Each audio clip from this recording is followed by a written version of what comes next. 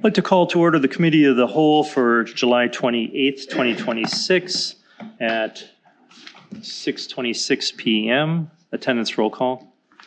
Alderpersons Wolf. Here. Hamel. Here. Bellows. Here. Bryce. Here. Schrader. Here. Dilge. Here. Madden. Here. We have a quorum present. Thank you. Statement of public notice. This meeting was noticed in accordance with the open meeting law on Friday, July 24th, 2026. Thank you. New business. First item, further discussion on public safety funding needs and a timeline for a possible referendum.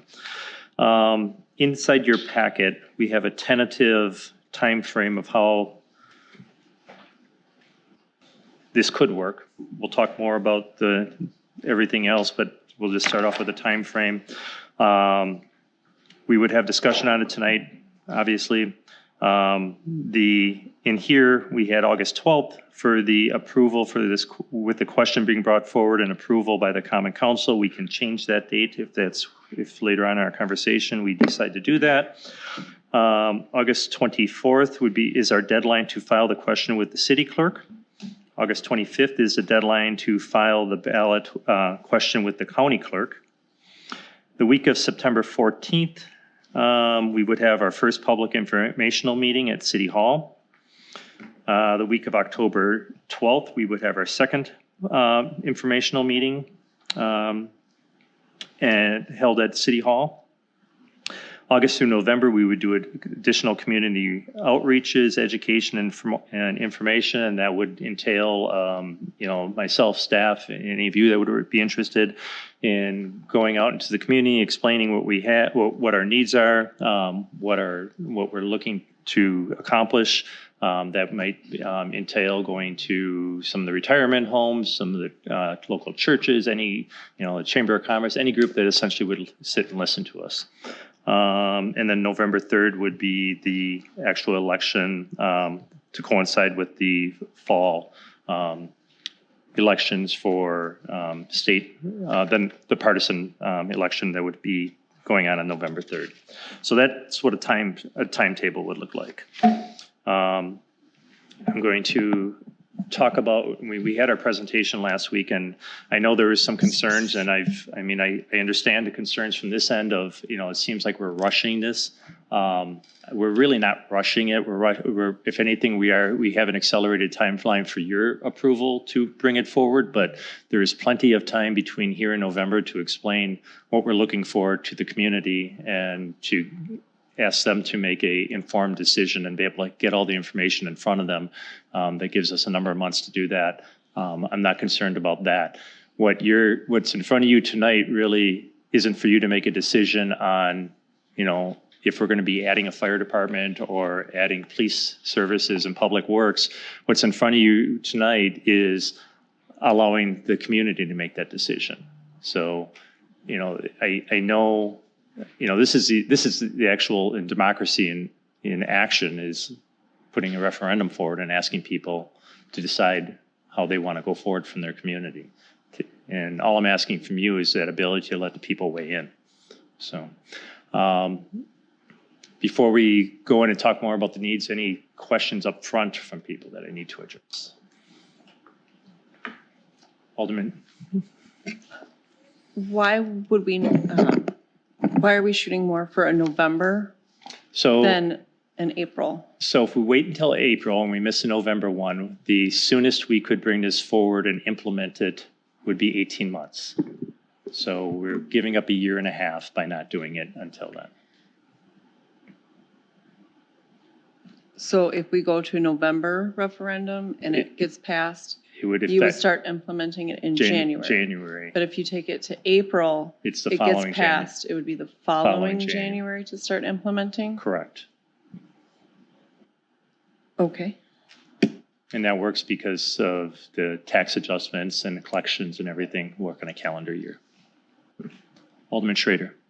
I'm going to have to leave here in a few minutes, but I just wanted to say that, we have been getting some feedback from actual volunteers.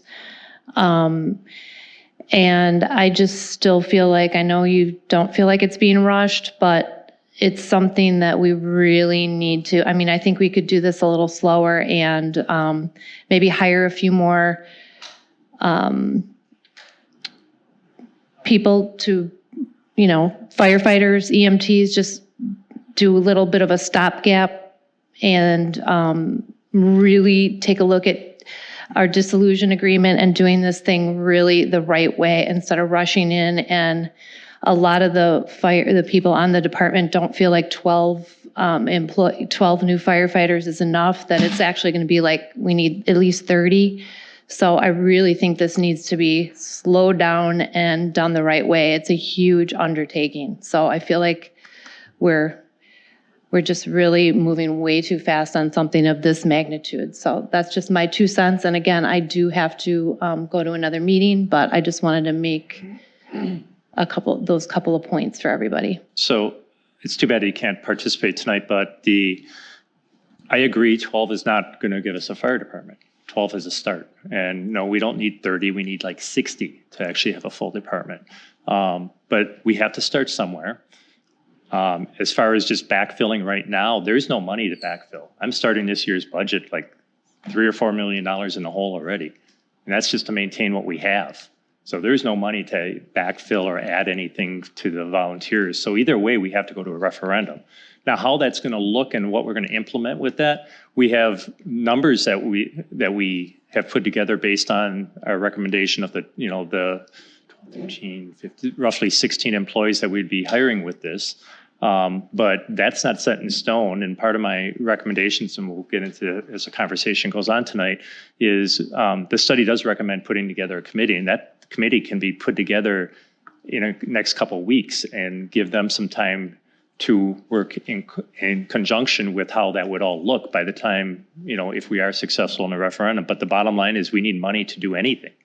And the dollar amount that we're asking for gives us that flexibility to start a base department, and that's what we're looking at. We're not looking at, no one has any illusions that, hiring 12 firefighters is going to solve our problems. No, this is just a start, and this is what every community does that goes from a volunteer fire department to a full-time paid on call.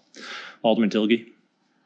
Yeah, I was just going to, I don't know if we plan on getting into it later, but if something she brought up with where we're being told that 12 is not enough, and you just explained that. We're going to this municipal department, and the goal after the, say, 5-year transition period is to have 12, and then we had mentioned a fire chief or maybe some battalion chief, so you just said 16 positions. So I think what's important for the public to know, whether they're watching at home or sitting here, is this initial investment, money-wise, isn't the end of it. Once we get to that 12 or that 16, there's going to be added costs to go from, say, 16 to now 30 over time. And then what 12 full-time firefighters is still woefully short of what the city expects for EMS and fire protection. So what's the plan for say filling in the gaps while that's occurring? And that's an excellent question. So obviously, as we said, the 12 can't do that. So we still will be relying heavily, as we are now, on paid on call and volunteer service. And the way it works is when you go to a referendum, you got to ask for the dollar amount. You don't ask for the dollar amount of like what we need in 2027, 2028. You ask for what you need 5 years down the line to implement the whole plan. So we're going to be asking for the fire department portion of roughly $4.4 million. Well, that first year for personnel, where the plan is to hire one, either fire administrator, chief, I don't care what you call them, but a city employee that's going to be overlooking the fire services that we provide. Either a liaison with a private organization like Test Corners that is providing it now, and providing us our in-house expert on that. So worst case scenario, that one employee with benefits and everything, I can't see costing more than $200,000. So what are we doing with the other $4.2 million? Well, we need to, there's a number of capital things that we're going to have to do. Upgrading the either building new fire stations or upgrading the existing ones to have living quarters in them. So they are ready for when we do have full-time staff, so they have places to stay. We are, like I said, we're in year 1 through 5, we're not going to have all our fire department, and even if we did, we still not enough. So I anticipate that the contract with Test Corners is going to go up significantly next year, so they can be more aggressive on hiring hiring more paid on call, and getting more volunteers for providing the services that they provide now. We'll be able to give them more means to do so. Question comes up of why don't we just do that permanently of giving them more money? It's not realistic to expect a private organization to be able to compete in today's workforce for firefighters. Municipal departments across the state, across the country, are struggling to hire for these posts. And those municipalities across the country and across the state of Wisconsin offer benefits that are unobtainable by Test Corners. So the only way you're going to be able to compete for those firefighters and EMTs and paramedics is to provide things like WRS and our health insurance and everything else. It's not feasible for Test Corners to do that. So that's why it's not a long-term solution to that. But in the short term, for the next 5 years, and probably beyond, and way beyond that, I'm sure, because like you said, we need a much bigger number than we're talking about. Test Corners has got to be viable, and for them to be viable, their contract needs to go up, and so that's where some of this money is going to go. Alderman Bryce. So by August 25th, we have to have the wording to the clerk of like how many dollars we want to put on the referendum. Yes. And we have those numbers today that we can talk about. And we're thinking of creating a committee after we approve the number that we want to go on? Yes. Do we feel like that's a little bit of putting the cart before the horse? No, well, maybe, but it's a time frame we have to work with. The numbers we have, I think, are reasonable. It's a matter of how you allocate those numbers. So if we put it on there, we're just going to pretend, because I don't know what your number is, like 6 million. Roughly, we're looking at 5.9 total so for fire, police, and public works. You want 6 million. We then create the committee, and they realize maybe we should have 7 million. We can't, we only get one shot at this. We only get one shot at it. We don't get a second kick at the can. Right. So why not maybe just, because odds are we will pay the Test Corners Volunteer Fire Department, like you just said, some more money to continue to provide us services. So why not take the time to actually create the committee, dive in, figure it out, get the whole plan, and then April go for referendum. And I understand then we don't get the money till January. But if we've already been waiting 20 years since this originally came up, what is literally one more year? If you can do it the right way instead of rushing into it. I don't think we can wait 18 months. I really don't. We are one person. I mean, Phil Dibb kind of spelled it out very clearly last time. We have a very dedicated core group of volunteers. Mm-hmm. And that's just the people responding. That's not talking about their business and their board and everyone else. We are one person away from a disaster of there's no backfilling. Mm-hmm. And I think the number we're looking at gives us a lot of options. So in an ideal world, I don't disagree with you, but we're not in an ideal world. Alderman Dilge. One thing you said, Alderman Bryce, that I don't know. Could we pay the Test Corners Fire Department to give us a stopgap for that 1 year? We still got to come up with that money. Where's the money coming from? So even if you wanted to pay them more, we still got to go to the public and get it. I mean, I understand. I totally get what you're saying, right? We're thinking of all sides, but then also I feel maybe too, when we evaluate the budget, maybe there's a little extra money somewhere in the budget. Can you not interrupt me?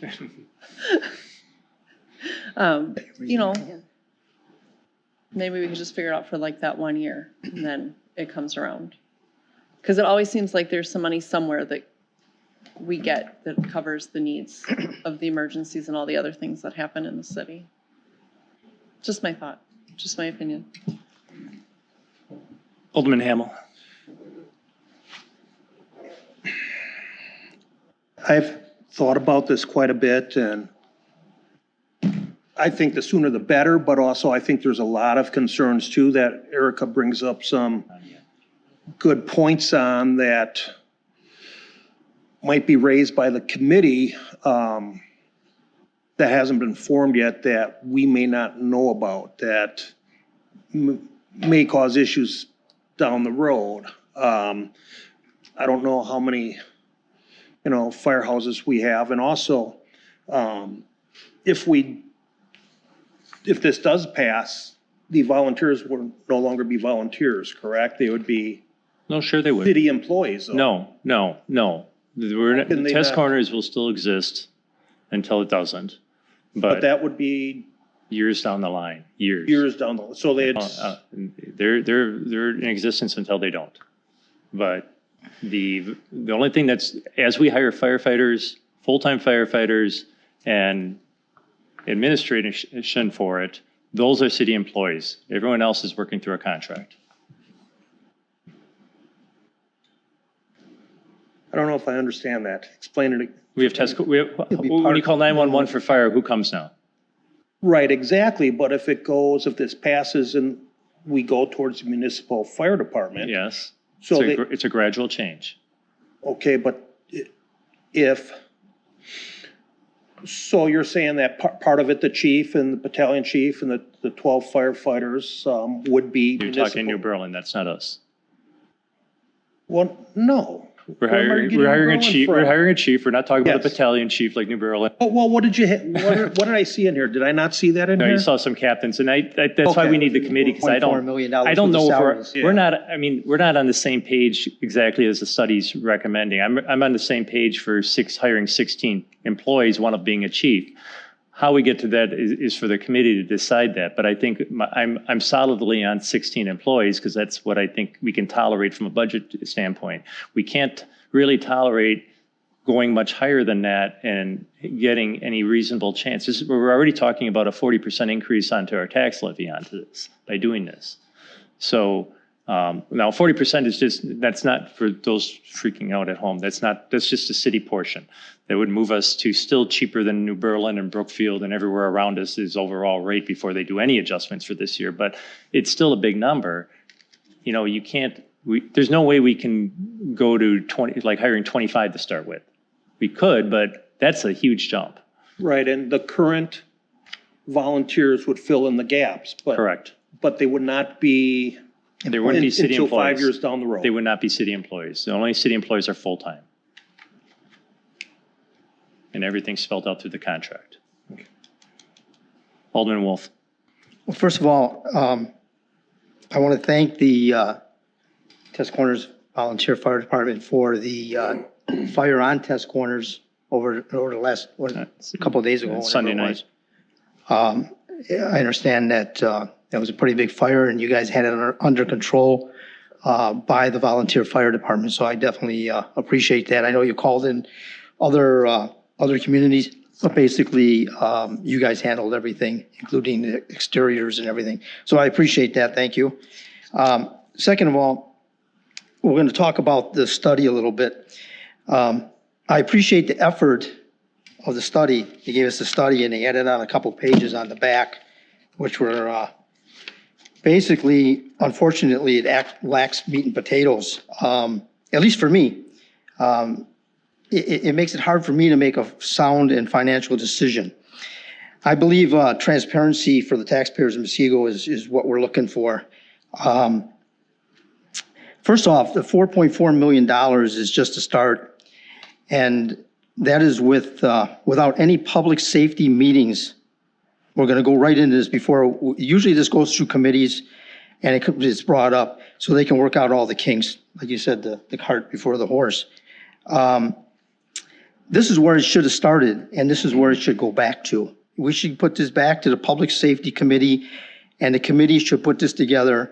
And there's definitely a timeline. I've talked to a lot of people about this. I have a lot of people thinking that this referendum timeline is too quick. even from volunteer fire department people.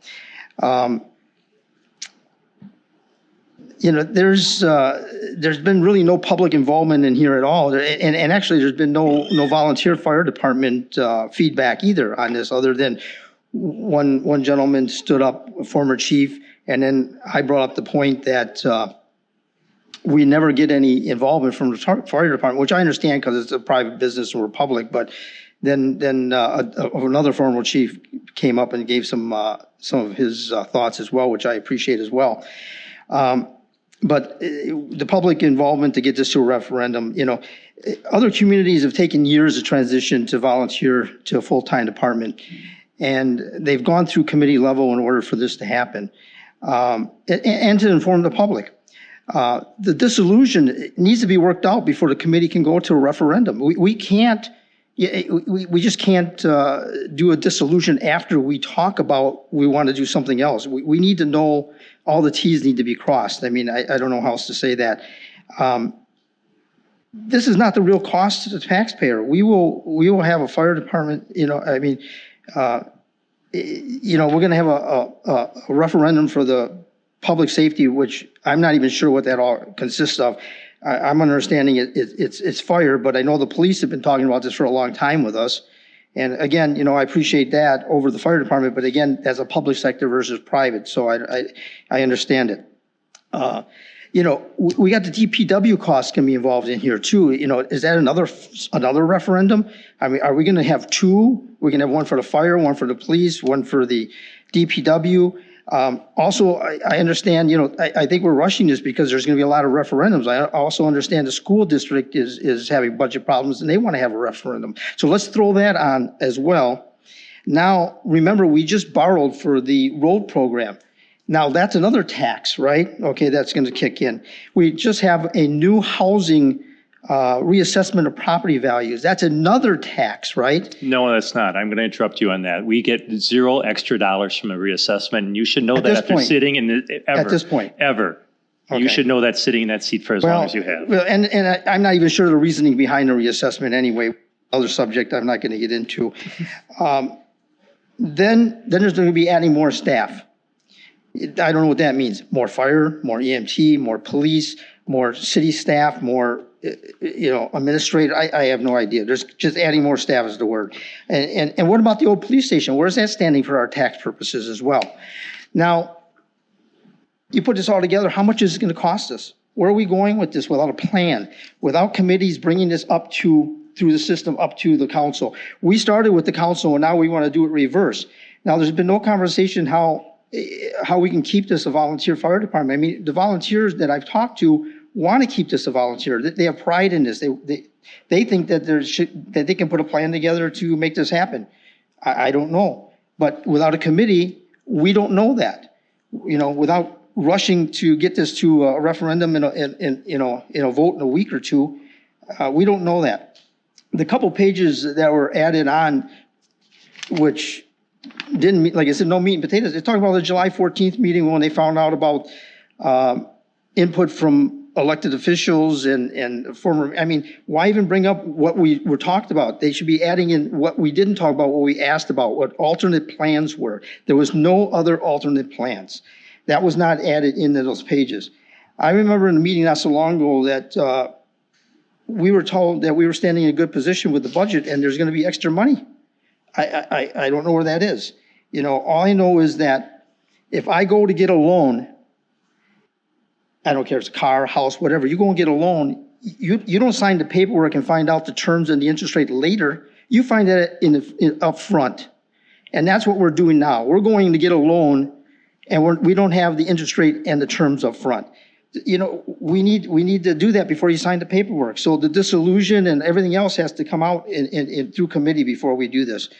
I mean, that's basically what we're getting here. Also, here's what I believe. We need to slow down, reevaluate, cross all the T's before we go to referendum. We need all the facts and we need to inform the public so we can recommend this back to, I believe we need to recommend this back to the public safety committees and have several meetings on this so the public can be informed and the committee can work out everything. Okay, then maybe we can have a clear vision on this issue. We don't have a clear vision on this issue. We need a clear vision. One person's clear vision is not the same as everybody else's. And the people I've talked to on this issue are not in favor of this referendum at this time. They say we're moving too fast and we don't have all the T's crossed. And, you know, not that they're against public safety like me. I'm a big supporter of public safety. The chief knows I try to give everything they need. The fire department, I'm a big volunteer supporter. You know, whatever you guys need, we try to take care of for you. So again, my motion is to send this back to Public Safety Committee and have it run through the system the way it probably should. Our surrounding communities right now are it's like New Berlin you brought up. They're having safety committee meetings right now because they don't have enough. That's not true. That is not true. They don't have enough. They want to add support. They want to add more employees. I agree. That's true. They did not work this through a committee process at all. They're doing it exactly the same way. With the difference was they had a couple public informational meetings beforehand, but they have an existing department already. There's a difference. Okay, but then again, on that note, I don't want to be like other communities. That's why I live in Muskego. Well, we're not. You know, so we can compare to other communities all the time. Well, you know, if that's the case, then maybe we should talk to them and have feedback from them that's not in this report on joining with them or somebody else. You know, I mean, we have nothing in front of us except a one-sided report is telling us that they talked to elected officials. They've only talked to one, and I don't know where else the impact. I mean, this to me, you know, I'm going to be negative. I'm critiquing this. You can say whatever you want. This is a cut and paste deal, and I'm not impressed. I think there should be more meat and potatoes in it, and we need to send this back to a safety committee meeting and work it back up the right way and get all the T's crossed. That's my recommendation. Anything else? Anything else from you? You got everything out? I believe so. I mean, I might have more, you know. Well, I know, I'm just making sure, because I'm going to address almost everything you just talked about. I bet you will. I'm hoping so. So it was nice of you to, you know, read verbatim whatever somebody sent you off that sheet. I'm pretty sure. First of all, I think for myself, Rick, I'm not like you where I'm on social media all day beating everybody to death on your good big smile about everything. I'm factual. I thought you were done. I take the time. I thought you were done. I'm dedicated. I thought you were done. Well, you're beating me up. I thought you were done. And we're not supposed to do this. I'm just getting started. We're not supposed to do that. No, Nobody gives me information. This is all written down by my handwriting. You want to read it? You want to look at it? Why would you accuse me of that? That is terrible. Okay. That's politics 101. That's why you're out for the vote to get reelected, and I'm not. Okay. You done? There's a difference. Are you done? Are you going to bash me anymore? Are you done? Well, first of all, are you going to bash me? I'm not answering that. I reserve the right to and do I'm that. not done. Okay. Go ahead.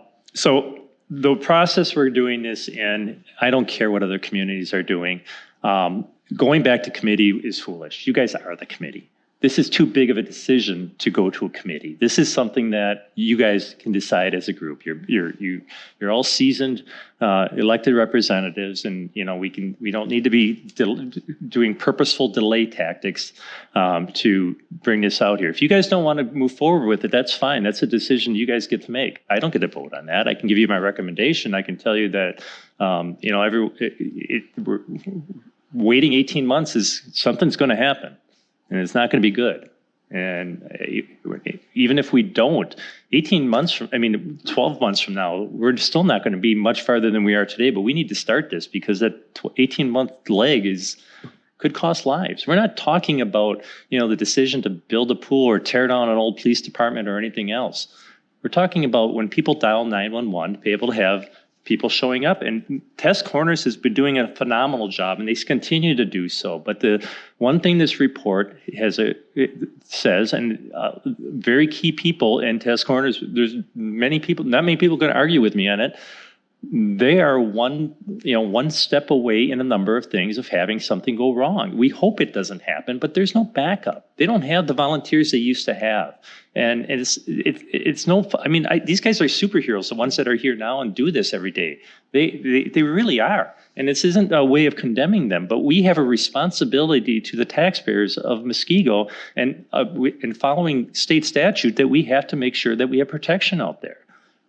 And we currently do, but it's pushing us off is dangerous. So as far as the report, yes, we have a report. We studied it. I mean, it was given to us. I can't fault anything in the report. I mean, all the things that Alderman Wolf brought up as far as, well, they didn't talk to the elected officials. Well, this isn't politics. We're not supposed, what expert, name one of us, including myself, who's an expert, who's an expert. Why would we talk to elected officials about something that has a highly technical expertise on it? They talked to me as an administrator, but not as politics. They were literally asking for numbers for contracts, the dissolution agreement. That's what I talked to them about. I didn't give them my opinion whatsoever of how I want to see this or what it goes, because I didn't have one, and I still don't. All I know is I want to make sure that we're doing best for the citizens of Muskego. So yes, that's the process we have right now. Beating up the report doesn't change this thing. I mean, there's nothing unfactual in there. Everything in there it can be verified, and you can ask members of the task corners, and if they're honest people, they're going to tell you. They may not agree with the procedure of going to a municipal department or who we're hiring and how. I understand they have a lot of pride in what they've done for the last 100 years, but that's why we hired an outside consultant to come in and take a look at it, because they can look at it dispassionately, and that's what we're trying to do. We're also not asking you guys to make a financial decision up here at all. We're asking you to let the citizens make a financial decision on it. And if we don't plead our case the right way between now and November, they're going to say no. We have a very smart citizenry that has no problems saying yes to things when we can prove a need and saying no when we can't. It's unfortunate that they're not included in the process more often. They should be because, when we make big decisions, we should be going to them and asking it. And this is one of those big decisions we should. Now, it comes down to, do you want to do this now, or do you want to wait 18 months? What's going to change between now and 18 months? Yes, we can maybe get a committee together that's going to review the report and give us a more detailed crossing I's and dotting T's on exactly, but that dollar amount's not going to change much, because we really can't change it much. There, and when I talk, when we talk about, we could change it, but I mean, to make a reasonable ask out of it from the community, you really can't change it much. The thing came up there, the question came out there of like, oh, I heard we're doing fine, we're going to have extra money. Yes, we do. We were given a budget every year, we administer it, and we were very frugal with it, and we typically have money left at the end of the year. But when we create a budget, we can't count on that. We have to assume for the worst and hope for the best, and that's what we do. And we've been very fortunate, at least my whole time, of returning anywhere from $250,000 to $1 million back to the taxpayers. But that money goes into fund balance, and that can be used for buying things, but not providing services, because you don't need, the next year you don't have that. There's been budget years that we've used one-time money to plug guesses, and we've been fortunate because I was guessing on those and thinking that we're never really going to need that money. So we've done it for that, but I sure wouldn't do it as a guess to hire any fire personnel or police or something that we need, because that money doesn't come through. What are we going to do? Lay them off the following year? We can't do that, and we're not. So the dollar amount, I think, is in the ballpark of what we can afford. I agree with some of the criticisms of. It seemed too top heavy of, administration heavy as far as recommendations, but that's what we're going to put a committee together for. And it won't take long to come back with an answer on that. That is something I think we can do in parallel to us making a decision of going forward and asking the community if they want to start improving the quality or reliability. I can't say quality, because Test Corners provides excellent service right now, but what we would be shoring up is our future, and that's what we're asking them to do. Anyone else besides Alderman Wolf? We'll get back to you, but Alderman Madden. In my mind, I remember this conversation, and it was either 2005 or 2007. Everybody on that fire department agreed we needed help then. We put it off because of money. We put it off and we put it off, and look where we are now. It's 2026. Now we're 15 or more people short, and we're still putting it off. This city is growing very fast, but this City Hall's not growing. The fire department is losing people on a regular basis. We need to grow with the community, or we are going to be in trouble. Alderman Dilge. Can you explain what happens if everything goes to plan and you have your 16 municipal employees and you have Test Corners Fire Department backing them up? What happens at the 5-year mark and beyond? Because that's a second piece to this that people aren't going to get in the referendum. Because we 15, 16 employees is not going to make a fire department. And I'm not a fire expert, so don't use my numbers as far as personnel, but everything I can see for comparable coverage, we're talking like probably 50 to 60 employees. You take, and you want to look at our budget, take the police budget, take what we pay for the police and at least double that. Because that's what, a fire department's going to cost. They're more expensive than police departments. But we have to start somewhere. And what this does is it allows us to start building a municipal department. 5 years from now, we're at our 16 employees. We can, at that point, decide, are we going to keep on expanding this? So now that we have a department of some sort, we can look at doing some regional cooperation. We could look at, there's a lot of things, but right now we have nothing. We have nothing to build on, and we need something to start with. And yes, it probably will more than likely in somewhere between 5 to 10 years from now require us, unless they change some things, it's going to require us to go back to the community and ask for more. But that's how it works. Alderman Hamel.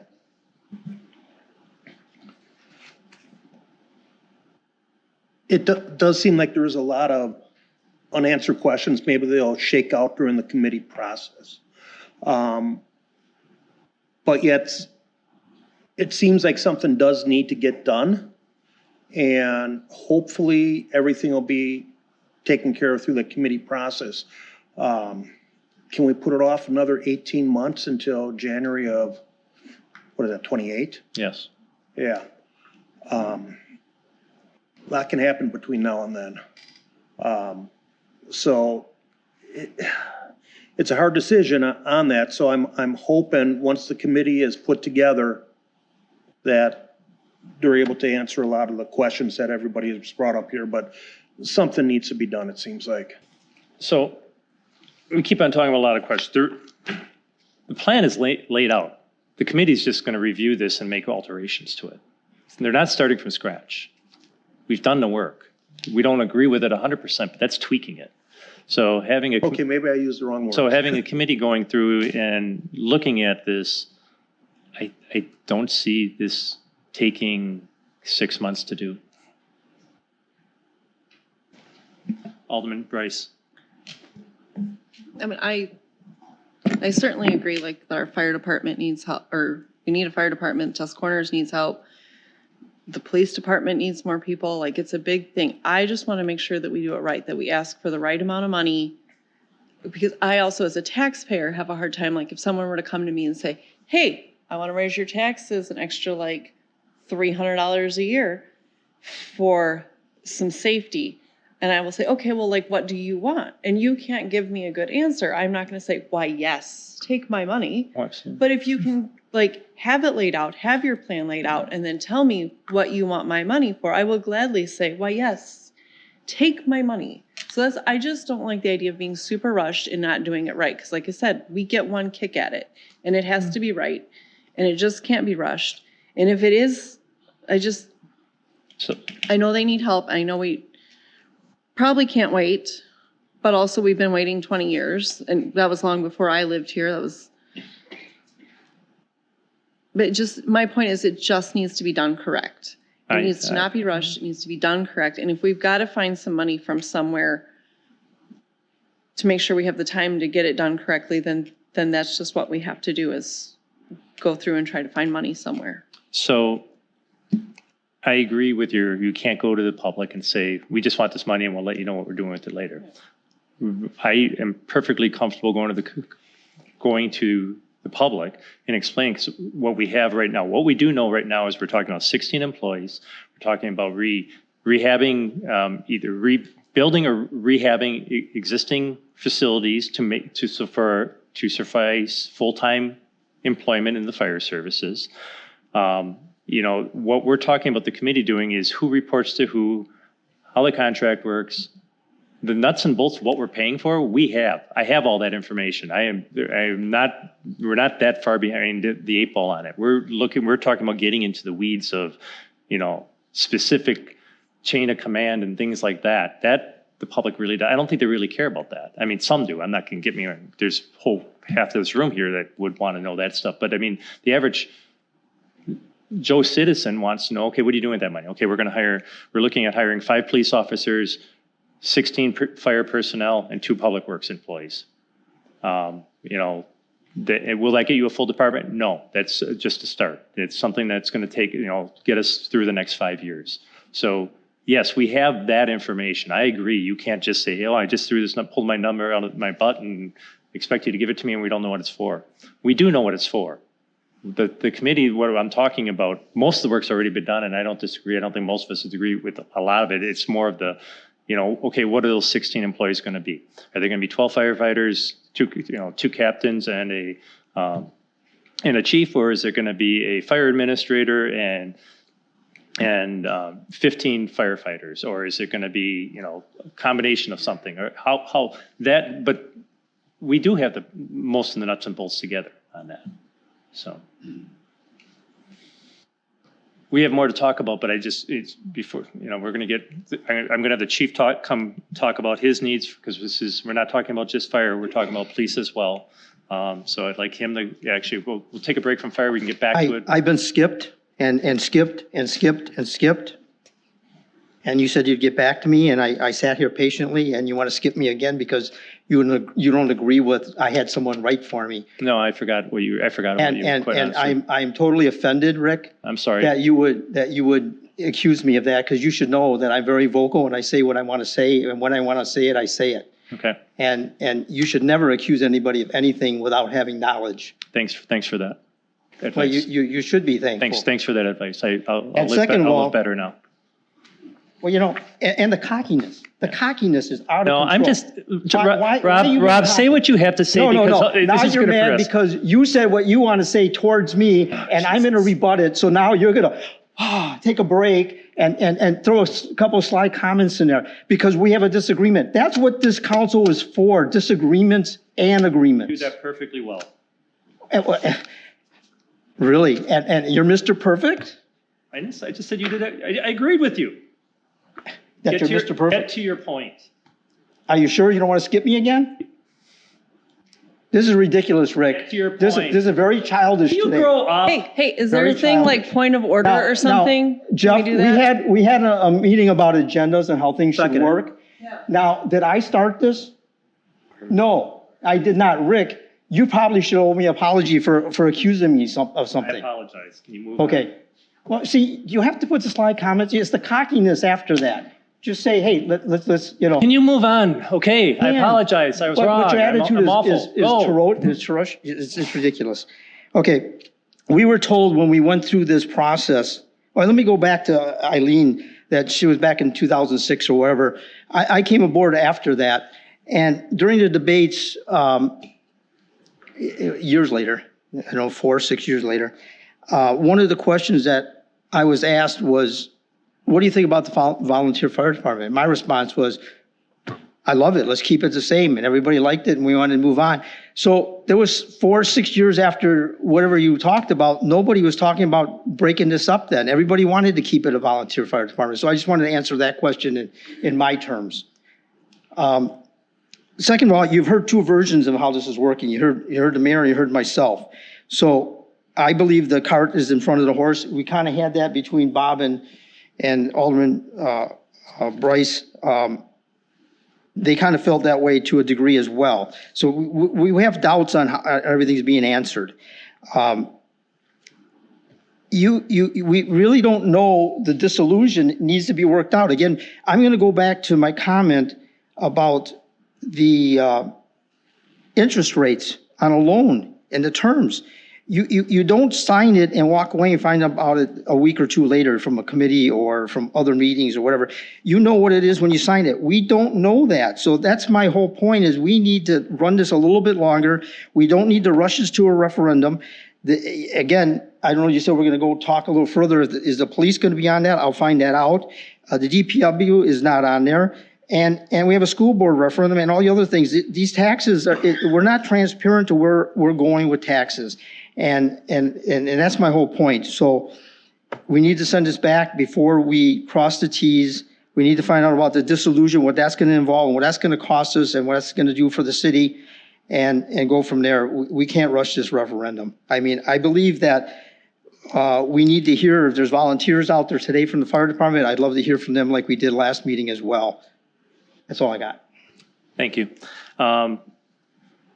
Question for the city attorney. Do we have a dissolution agreement in place? Yes, we've had it in place forever. Has it been, have we talked about this in the recent history with the council? About the dissolution agreement? Yes. Have they all been given a memo on it? Everybody's got it. Is the current dissolution agreement, is it fully funded right now? Yes, it's Fully funded, you said? Yes. yes. So I guess I'm asking you, Alderman Wolf, what else do you need to know about the dissolution agreement?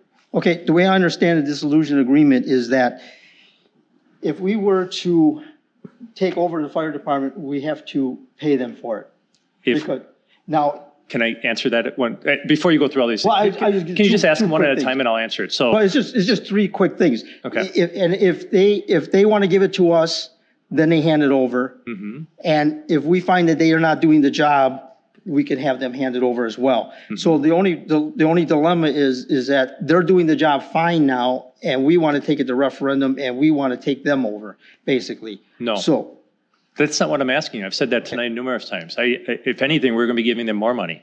So we're not taking them over. We're not having them go anywhere. I understand it in the beginning, but the full dissolution will happen when? When it happens. You know, same as I could have told you in 1988 when it was drafted and signed. But that doesn't answer the question. What's going to happen with the dissolution? So it depends at that time what they want to do with it. If they want to say that this is a hostile takeover, they would do that. And any equipment that they had from pre-1988 is theirs. Anything post-1988 is ours.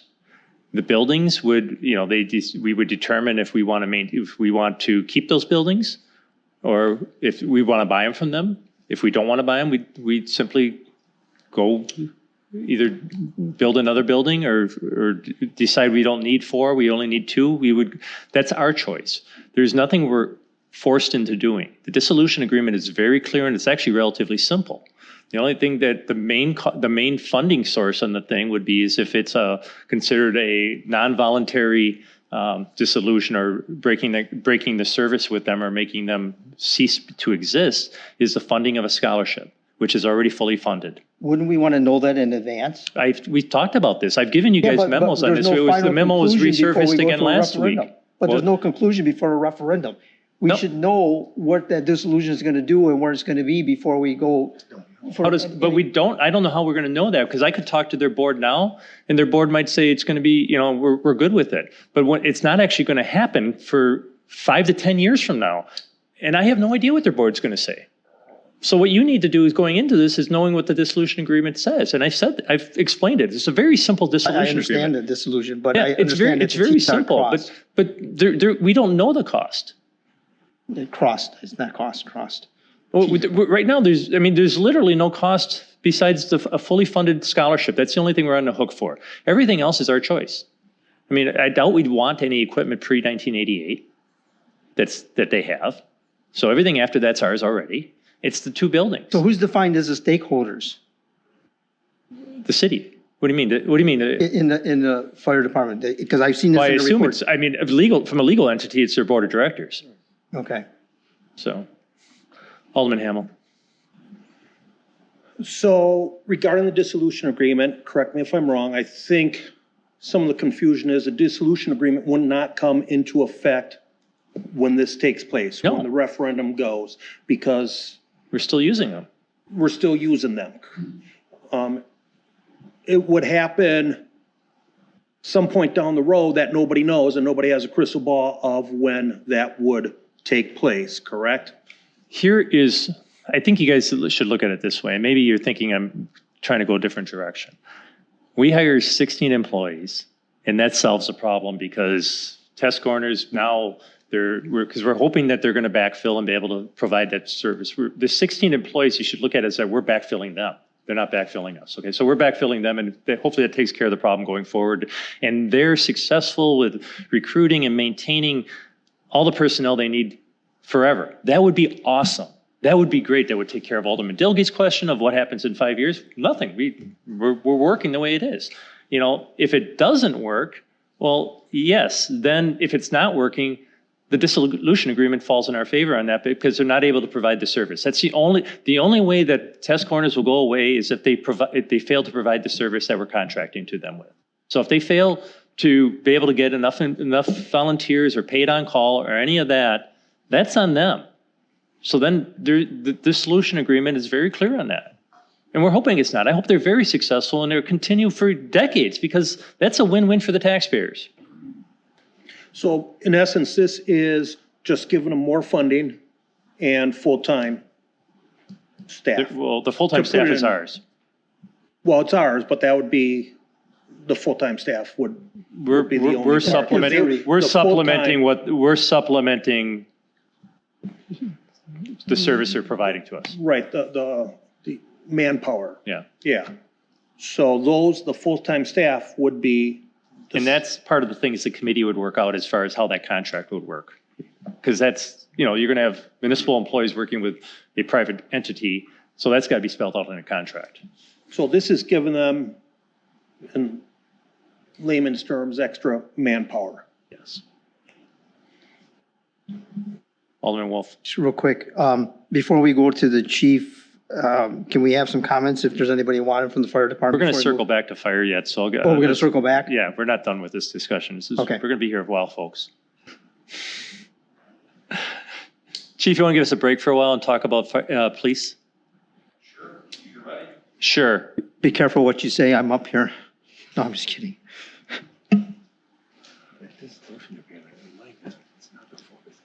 It's nothing.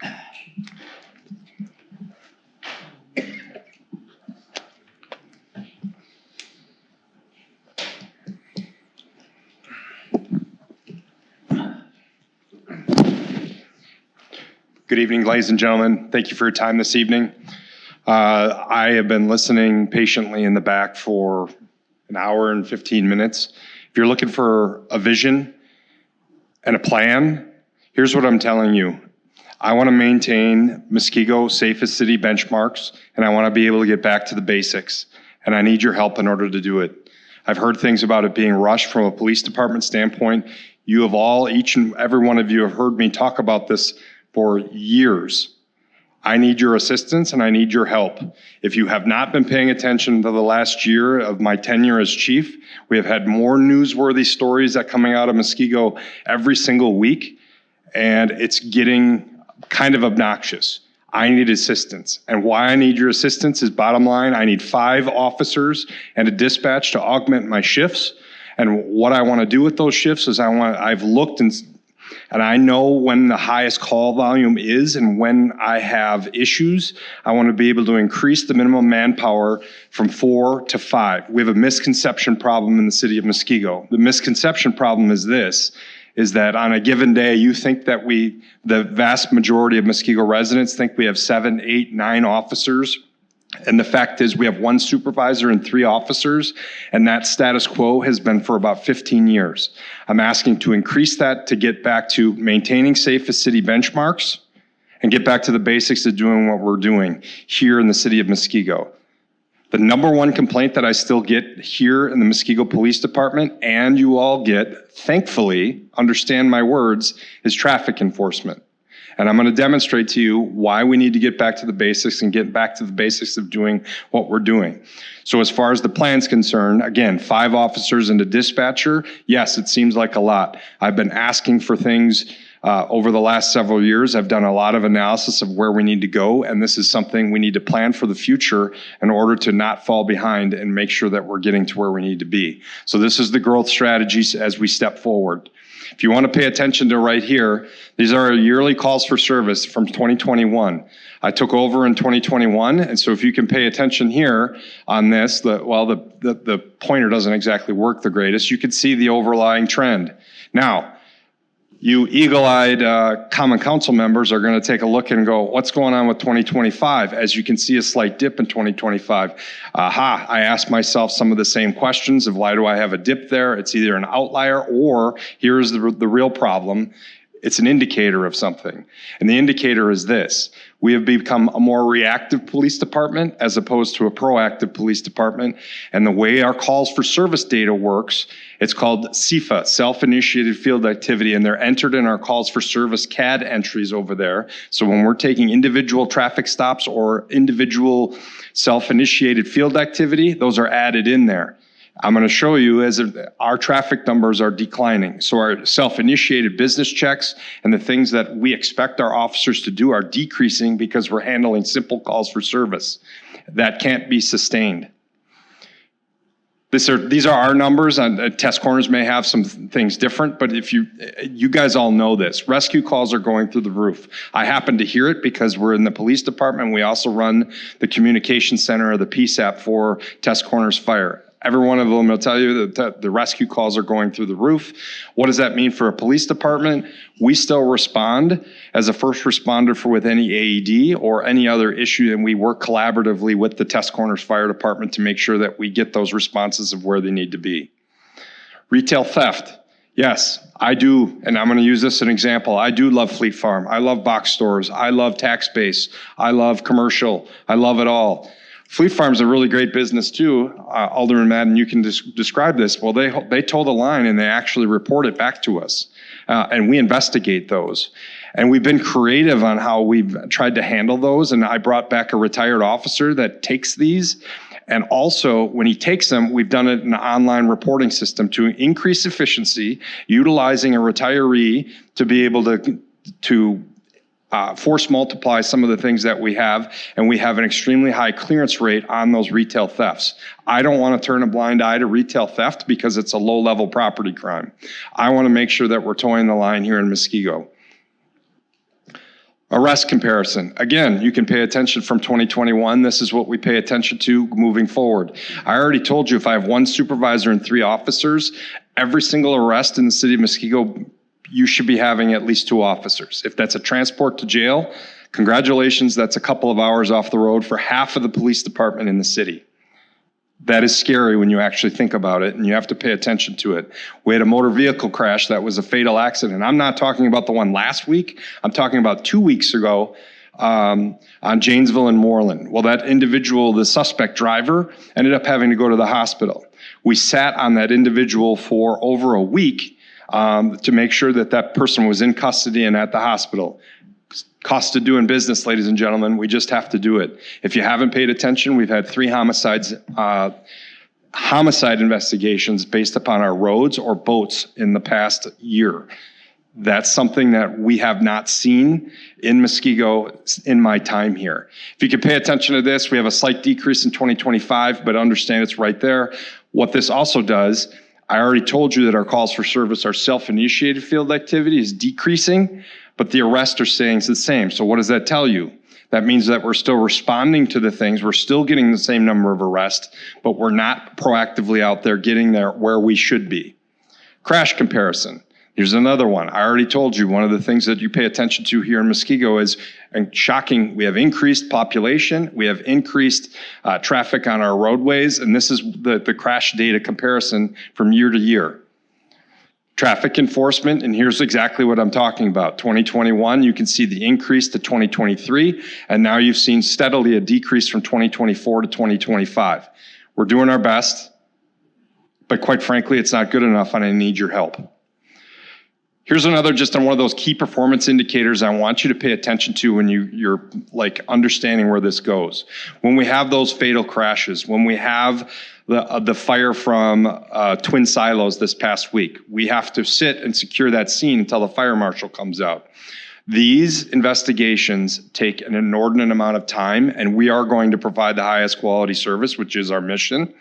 But here's what I want you to direct your attention to. The red line there that you can see that kind of flats out halfway through the year, that's our overtime impact for this year. If you pay attention to every single year, we're exceeding our expectations in our budget. We are on pace. I've already spent our overtime authorization for 2026, and we are going to blow the record out of the water for 2026 in overtime consumption.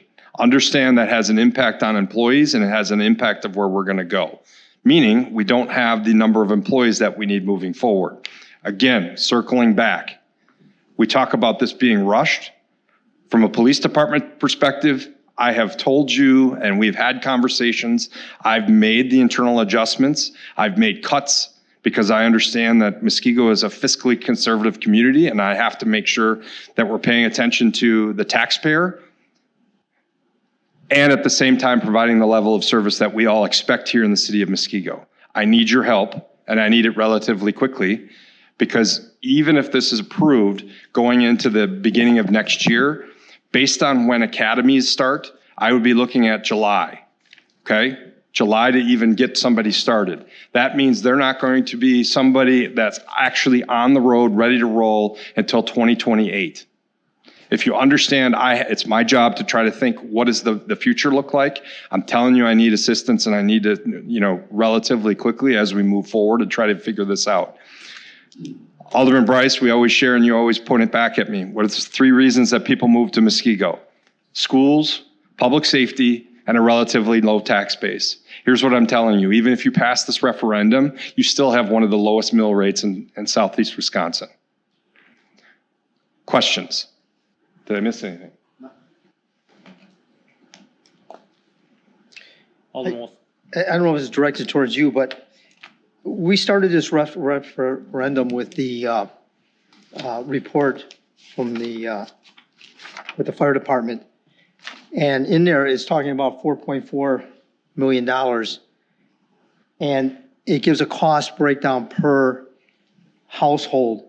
Now, should we have been talking about the police involved with that and the dollar breakdowns as well? We'll be providing that too. Yeah, but I mean, like I said, in the past here, you've been upfront in coming forward with us on things, and the fire department's kind of, I mean, I'm just going to use the words thrown on us quickly, because it was talked about with the consultant and everything, and at that time we were like, we're not in a hurry, we're looking for the future, and we're not going to do anything quick. We just see what they have to say. And at the same time, you were talking that you wanted. I mean, I know you had a meeting at the PD that one evening after our meeting here. And again, not to bash the fire department, the difference is public versus private. I get that part of it, but you were more transparent because you deal with us more on a daily basis. But the point I'm getting back to is that we started this with a consultant, and I know we were only focused on fire department. We should have the police department in here. Again, we're not crossing the T's at the same time. And so now you're coming at a party even a week or 2 later, and so it's going to seem even more rushed from this perspective. You know what I'm saying? Not your perspective. And not that I'm against any of all this. I just don't feel like the referendum for the fire department, if you're going to be thrown in with that, in my opinion, is moving too quickly. And that's our difference.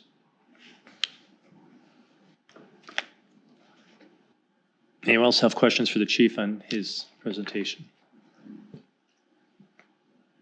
All right. Thank you, Mr. Mayor. Thanks. Thank you for your time, ladies and gentlemen. Scott's going to come up and talk about public works, and then we'll circle back to fire. Scott and Ryan.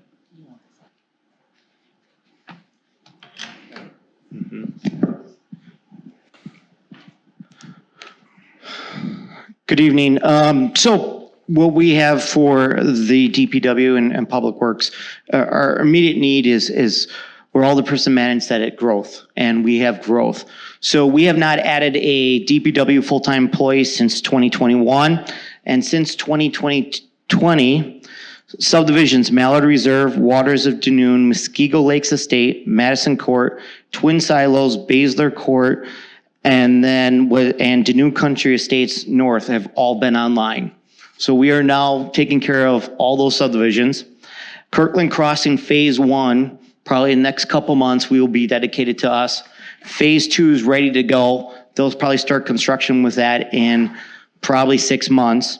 Apple Hills will probably be dedicated to us in 2 months, and Gulfview Estates has just started construction. So by the time all those hit, we will have to be adding another plow route. It's just fact of life. When you guys ask for things, for example, Alderman Hamel asked us to go take a look at something. We're handling it now. It's our DPW guys that are going to take pictures. Alderman Bryce asked me about something with stormwater. It's us taking care of it. If we're doing something with the road program and now we're doing from 2 miles to 8 miles and we're probably going to get close to 12 or 13, it's our guys. We have installed more culvert pipes than we've ever before. Our DPW guys are the backbone and it's the boots on the ground of what we need. So it's just growth. I mean, it's a good thing, but that's kind of where we're at for that, for the immediate need. The later need is why we bring it up was we have a assistant mechanic / highway patrolman. When he's not fixing police cars or fixing their equipment, he is out there being a highway patrolman. He is skilled to fix firefighter trucks, and he has that skill. So if you move forward with a firefighter referendum, he would be our full-time firefighter, full-time taking care of police and fire trucks, nonstop. Okay? So that would be later. I don't know when that it'll be, but you plan for it now. It could be in year 4, it could be year in 5. Does that make sense where that is, that need? Moving on to building maintenance, the next slide. Potentially, we know for sure we're going to take over 2 more firefighter buildings, potentially 4. That's 4 new buildings that we potentially have to take care of. That is Clayton. Clayton right now takes care of all the city hall, PD, library, anything that we have.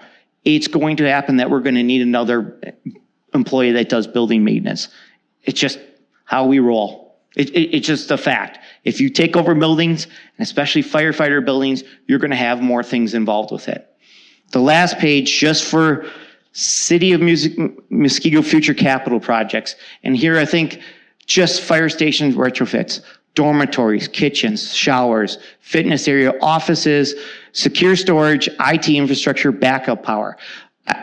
Guys, I have no idea what's in any of these fire departments, but you are going to have to make sure that if there's any emergencies, they're good to go. The other thing too, DPW building, large service bay, we don't have one, heavy duty flooring, vehicle lifts, mechanical and utility upgrades, and small equipment and tools just for fixing firefighter trucks. And these, again, one immediate need for us, the other ones are reflective on just whether or not this referendum for fire gets passed. One other person, I think they mentioned human resources, and it doesn't fall on me. If you would get a fire department, as you add employees, another human resource person will probably, I think, be needed. That's correct, right, Mayor? Eventually, as our city grows and employees grow, it's something you'd be looking at, yes. Anything for DPW, or you understand the growth, and you can see it. I mean, I probably get 3 or 4 emails from one of you guys a day for anything. Any questions? Alderman Hamel. I should have asked this of Chief as well. What is the cost for what you're looking for? What did we? All in was 5.9. I will have Jenny's printing out some numbers right now for you. What was 5.9? Overall for everything is 5.9. So 4.4. 4.4 Yes. for the fire department. The balance, and I will have that. She's printing it out.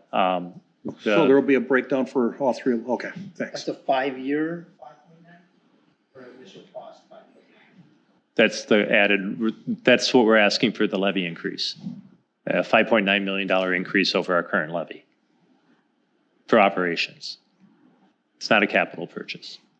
So these capital items that we're talking in here is, you remember when I talked about in the beginning, our request is for what we need 5 years out. We don't need that money all initially, but we're going to get it all initially. So we're going to use that money that we get initially to offset the capital costs and things.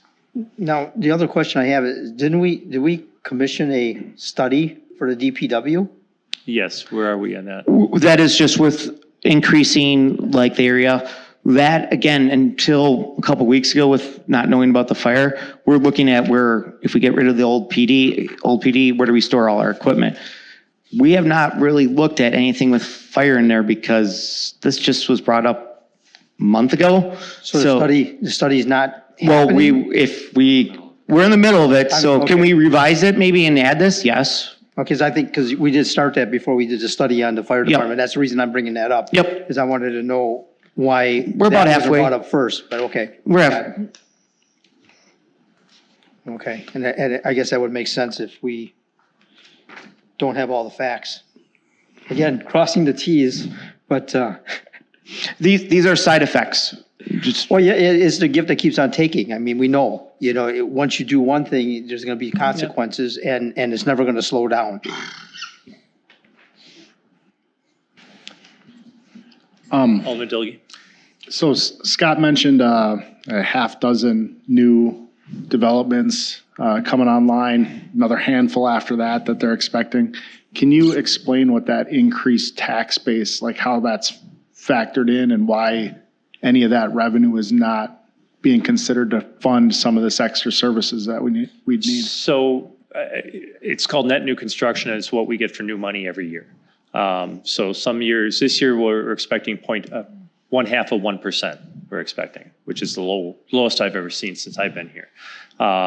Last year, or 2 years ago, was 1.8, which is the most we've seen. So it's somewhere between 0.5% to 2% of your, so when those go online, so a new subdivision goes online, and what we're allowed to increase the levy by is the percentage that adds to our tax base.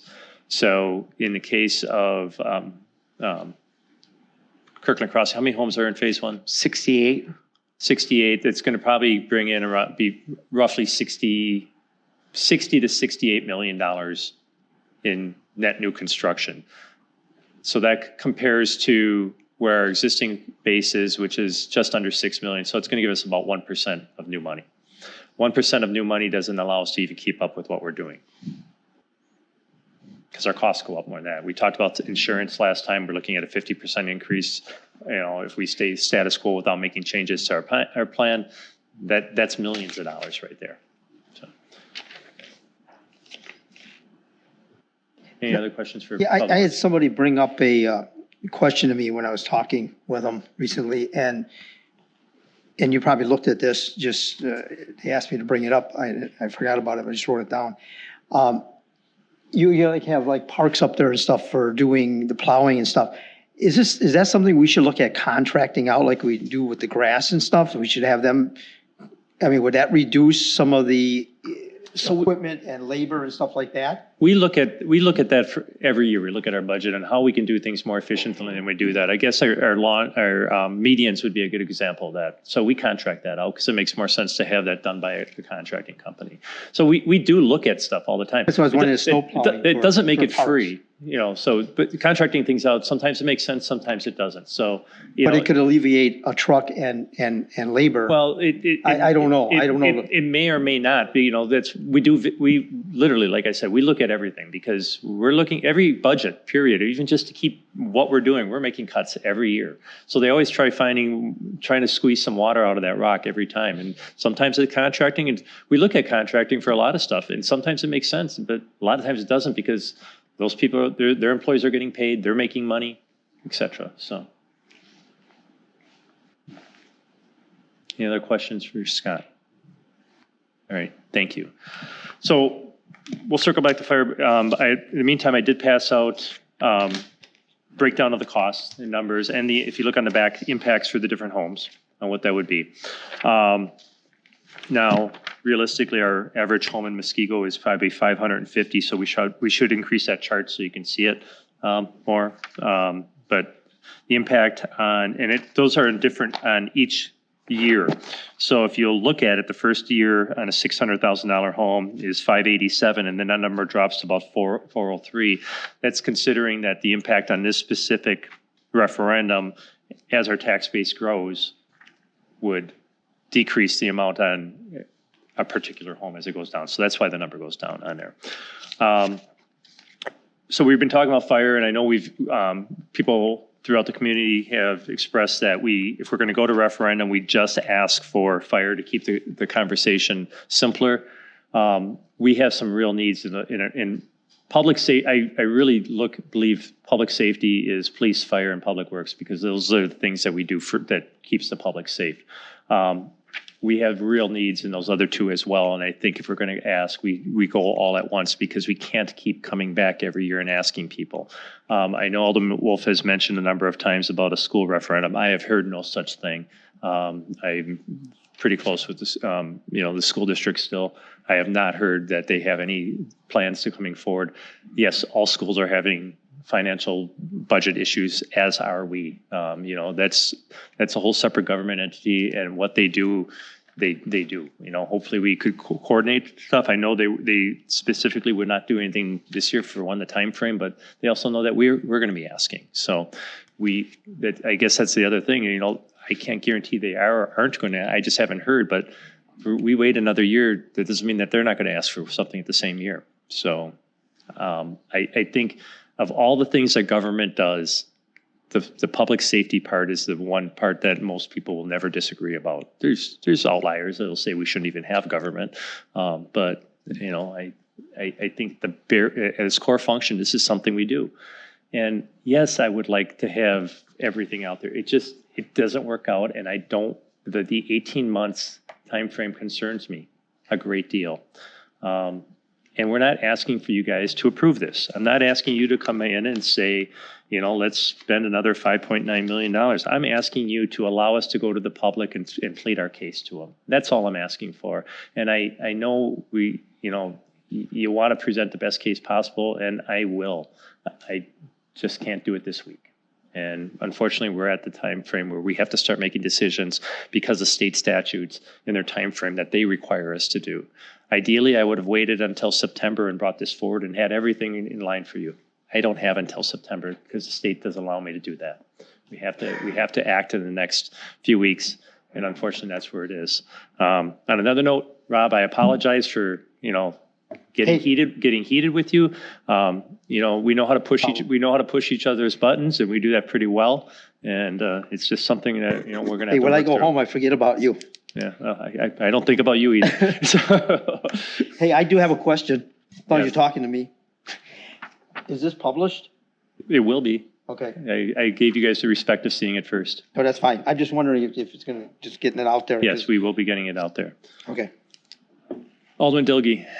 Can you explain, if we do decide to go ahead with this referendum, what's the plan for community outreach and education on what you're trying to accomplish? So thank you for bringing that up. I would strongly recommend that you allow us to hire a communications helper for this. I do not have the time to do it all myself, and we don't have staff for It'd it. be like a marketing firm? A marketing firm just to get the information out there. It's not going to be tainted. It's going to be all factual. You will see everything that would go out. We have, Court Alderman Bryson, she's correct. We do have extra money in this year's budget that we can do it. So we do. We just didn't plan on that at the beginning of the year. I think it's money well spent. They can look at our thing and say, hey, you haven't figured this out. You need to figure this out for the public. It's I have a proposal from a firm to do it it's $28,000. It's pretty inclusive. It includes everything but the printing, which it's a number of informational meetings. It's coordinating stuff. I will get you all that information, and that's not something we have to decide today, but I would like you to strongly consider that as well.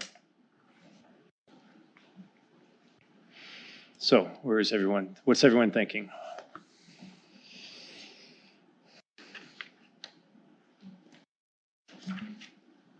Alderman Price. So, I mean, me and my husband didn't move our daughter out here and ourselves out here so we can continue to put up with all the crap from Milwaukee, because we lived in Milwaukee and it was garbage. We had no service. I remember there was one time there was a bad snowstorm and I was like literally in my house for 2 days because there was no plow truck that came down my road. So I'm super thankful every single winter when I am plowed out before I even wake up in the morning. And so I don't want to cut that or not give Ryan enough people to provide nice services for Muskego. I didn't move out here for the garbage that's, coming out here and causing a problem for our police department. I don't like to put strain on them. I like a safe community. I don't like, people coming out, because most of the crime that happens in Muskego is not from people in Muskego. It is from people outside of Muskego. And I don't want that. I didn't move out here for my kid to have a safe community and then just have it brought in here. And we are so far behind that we can't even keep up with that. In the city of Milwaukee, if we would have called for an ambulance, I would have died before anyone responded. So I want to, of course, keep with the fire department and help them with what they need. And like I said, I do want to do it right. And I do want to make sure we ask for enough money. And sadly and unfortunately, we're just going to be rushed on it. But we'll figure it out. We'll get some good people on the committee, and like I said, it'll be more like you said, it'll be more filling in holes, you're not gonna have to reinvent the wheel. So it's just gonna have to be fast, but we can do it right and just make sure everyone stays informed. But yeah, I agree. I don't live out here for. I've worked on a number of referendums. Some have passed, some haven't. I've learned on what you need to do, and most of it is have an abundance of information and an abundance of reach out. This is something you wouldn't believe how many people actually think that we have a full-time department right now. And that's good. That's a testament to what we have. I just want to keep that reputation up, because I do get calls on people. I mean, there's cases out there where I get phone calls from people where, say there's 3 or 4 incidents that happen at the same time. Sometimes it takes a while for us to get to them, and that's not going to slow down any. And I'm not asking you guys to make the choice. I'm just asking you to let the community make the choice. And I know you all want to make sure that we, do it right, because coming back is 18 more months. But we ask now, and it's not right. Coming back in 18 months, we're farther off on it. We may learn. I'm not minimizing the impact this has on families. Looking at, this is going to be a $500 hit for most homes at least. And I'm not minimizing that. But the statement I'm saying is true. Because of the good financial state that this community is in, it still makes us more fiscally sound than most.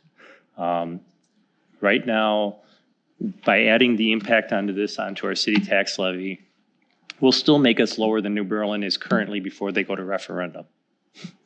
I mean, think about that. We're asking to increase our levy by 40%, and we're still cheaper than almost every community in southeastern Wisconsin. The only one that'll be cheaper than us that's a real city, I'm not counting no difference to the villages of Vernon and Waukesha, but they don't provide the services they're statutorily required to do, so they are going to be cheaper.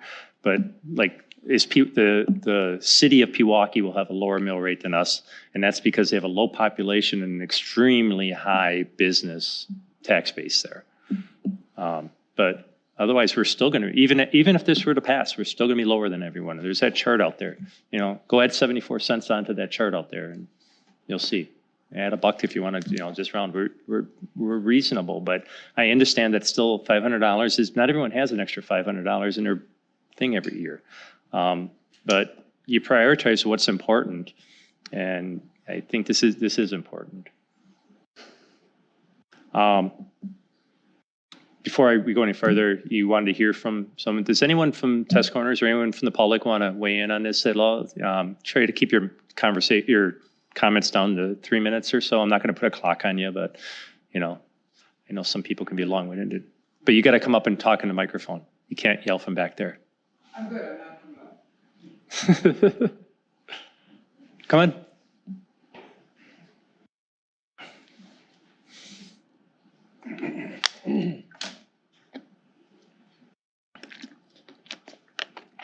Just name and address, please. Wait, make sure the microphone's on. Is it on the bottom here? Right here. Push it towards you.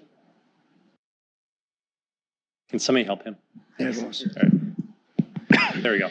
Hello, Thank you, Common Council, for letting me speak. My name is Constantine Fondas, and I live on Windsor Road in Muskego. I'm a homeowner. I don't know how well I am at public speaking, so we'll Don't find worry out. about it. Neither are any of us. I wanted to echo what was said before is we have a lot of wonderful people and a few individuals that do an extreme amount of work. So if something happened to one of those individuals, it could put a stress on the organization. How bad that stress would be, I don't know. But that is a valid concern. I also wanted to start off that I'm speaking on behalf of myself and not for the fire department. Thank you. Maybe some of those addresses could be addressed temporarily with a letter of understanding from our neighbors that were in the situation. Maybe they could have a letter of understanding for helping us contractually. I don't know. But one of the things that I wanted to emphasize was when I read the report, it seemed like the end goal was a career department, especially a career department in 4 years, and a career department that looked like it would be inadequate for our city. I was wondering, maybe the end goal should be stated as a combination department for indefinitely until needed differently. Because really, we need what we have right now, plus these 16 individuals to make it work. So I think the report should name that out, that we need all the volunteers we have now, and for indefinitely more, we'll need all the volunteers we have more. The report seemed to come to a conclusion that we need to convert to a career department. I don't know that that would be tax efficient for the taxpayer here. I was worried that the amount needed in these referendums would not reflect what an actual career department would cost, because we would need much more than the 16. So people might be not able to look at that and say, well, this is how much it's going to cost, but it's going to cost much more in the end. But if we went with the idea that the conclusion would be all the volunteers plus the 16 individuals, maybe it would work. I would also think that the report came to the conclusion of dissolving the test corners entity. And if that were to happen, I still think for tax efficiency in the city of Muskego, you should have the volunteers, and they could work under the municipal department as well. I believe I heard that the volunteers would have to work under the test corners entity, where the career people would work under the city entity. But I came from other volunteer departments where we were a municipal entity, but we had volunteers and we had paid on call. So I believe municipal entities can have volunteers and paid on call people, and it is very tax efficient to do so. So I believe that should be considered. I believe the end goal of this report should have been to say that we should have a combination department indefinitely, but we need everything we have now plus these 16 individuals. So I really didn't come to speak tonight, but I thought I'd add that much. So thank you. Thank you very much. Appreciate it. And that's part of what I was talking about earlier when I made it very clear that if we could hire these 16 employees and keep test corners going indefinitely, I'm all for that. I just want to provide service. So however that progresses into the future, the future will tell. But my goal isn't to create 60 full-time jobs for people I don't know at this point, just for the sake of creating 60 full-time jobs. It's, to provide fire and rescue service. And, we've had an inordinate amount of structure fires lately, but actually our main concern really is rescue. So, does anyone else want to talk? Now's your chance. Call me names in public. I'm good. All right. Where's everyone at? Do we draft a question, bring it forward, or are we waiting, or what are we doing? Go ahead. I'm okay with drafting a question. I'm okay with the referendum in general. I think I told you, if we were going to try to fund this any other way, I wouldn't be on board, but taking it to the public and letting them decide seems fair. The other thing that I was concerned about and what the gentleman who just spoke said is, once you get to that 5-year mark and you've used all the money you've requested, are we going back to the taxpayer and asking for more? And if that's the case, then that's something they should know ahead of time. I do like the idea what he spoke to and what you said earlier, where if we get these 16 city employees, these municipal fire department employees, and between them and the volunteers we have for Tuscarawas Fire Department, if they can handle the services we need them to provide, then we're good. Go down that path as long as you can then. And hopefully then we don't have to go back to the taxpayer and ask for more money. I'm a big fan of outcome-based planning. The outcome-based in this is to provide service. It's not how we get there, and how we do it is irrelevant. I just know whatever we do, it's going to take more money than we have. And it's a fundamental change in how we provide service, even with just 16 employees, and keeping test corners, with more funding for them. That's something the public needs to weigh in on, and they have the right to. There was something else. As far as funding going forward, we touched on it with Public Works and contracting.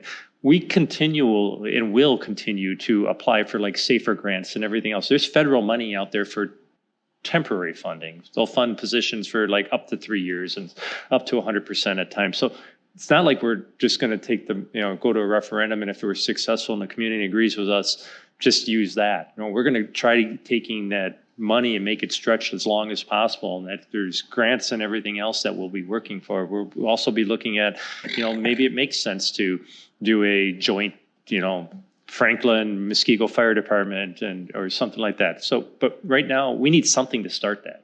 Otherwise, we are just contracting out services right away, and that would be the end of the Test Corners Volunteer Fire Department if we did that. And it's going to cost a lot more than what that $5.9 million number we're looking at. So that's why we're not doing that now. Just gives us options in the future. All right, what do you want to do? Now, if you want to come forward with a question, I'll need a motion. I'll make the motion to come forward with a referendum question. Okay, we actually have a draft of it now if you want it. We can give that to you, but we'll bring it forward for taking action at a certain meeting. So there, I got a first. I'll second that. Second.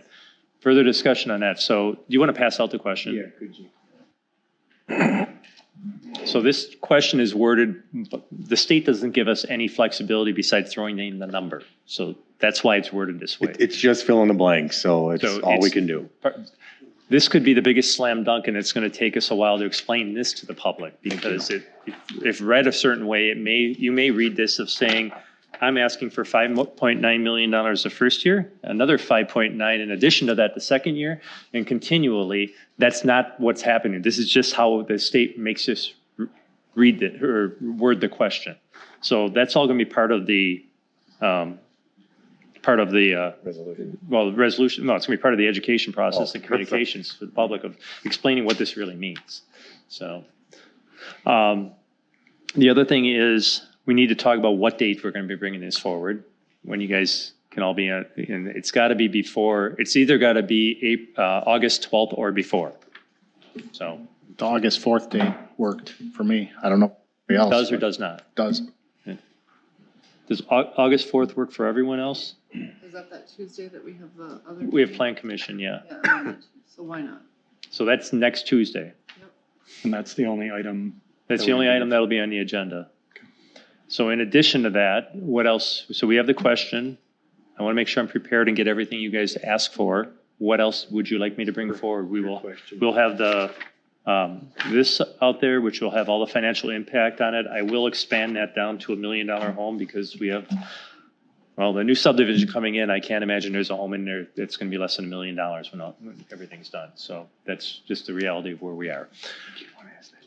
Can we, is there any way, is this on? Is there any way we can increase it instead of 5.9 just to 6 million? I know it's only another $100,000, but I just feel like if something comes up that we didn't account for, that would help cover that.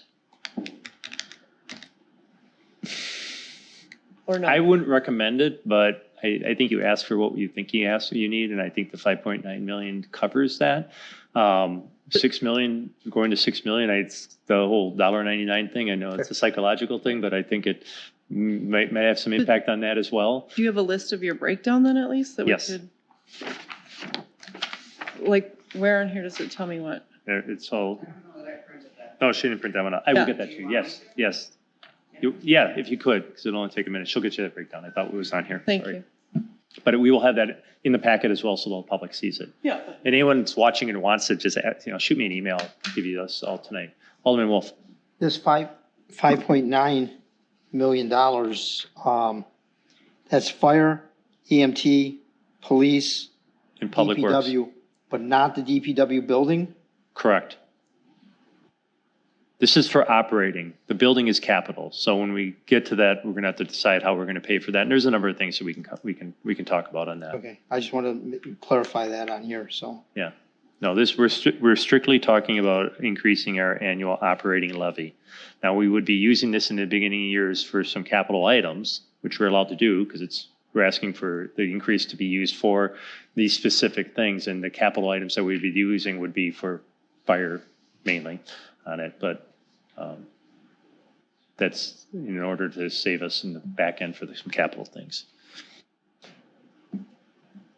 So anything else that Alderman Bellows? When would we be starting to talk about the commission, like the fire group? You mean the fire committee? The formation. I'll come back with some suggestions for this next meeting. I'll have some suggestions. Without throwing names into it, I'm going to put positions because I can tell you off the top without giving I'd like a chief from the neighboring community to be on it. I'd like Test Corners have a board member on it, a board member or two. Have Test Corners have a operations person on it because they're not all seeing eye to eye on it. So we need impact from both on it.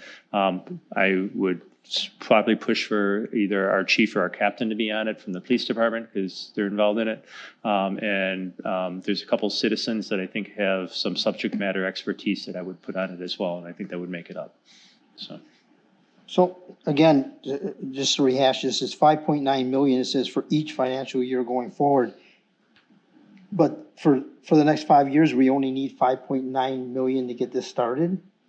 So we don't even need the 5.9 to get it started, but you can't you can't do a varied. But we'll have the ability to use $5.9 million more every year. Correct. And the question is, what are we going to do with that 9 million for 4 years in a row after this? We're paying for 16 fire personnel, 5 police officers, and 2 public works. I thought the 4.4 million was for salary. That's per year? Yes, per year. Oh, okay. I thought that was for 5 years. No, per year. Per year. Yes. Okay, got it. Thank you.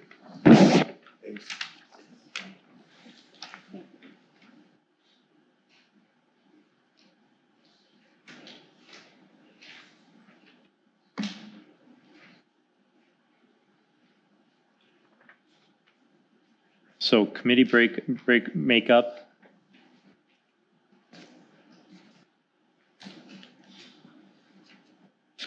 Financials. Timeline.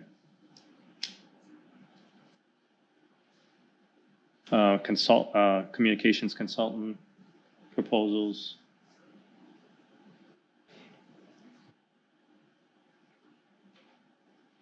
Anything else anyone would like? Am I missing something?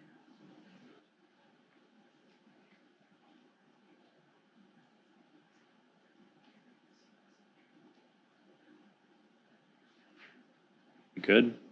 If you think of anything else in the meantime, you can always just reach out and ask and I can provide it. But we just be cognizant we're doing this next week, so I have a little shortened time frame on this. And okay.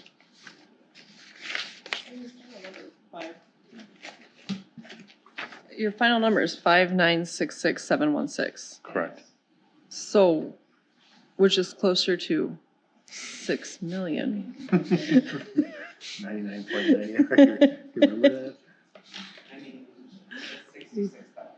it's, I don't want to make trivia of $66,000, but in a $25 million budget, I think we're good. These are all estimates. So when something comes up, I can be like, it's only 66,000, Mayor.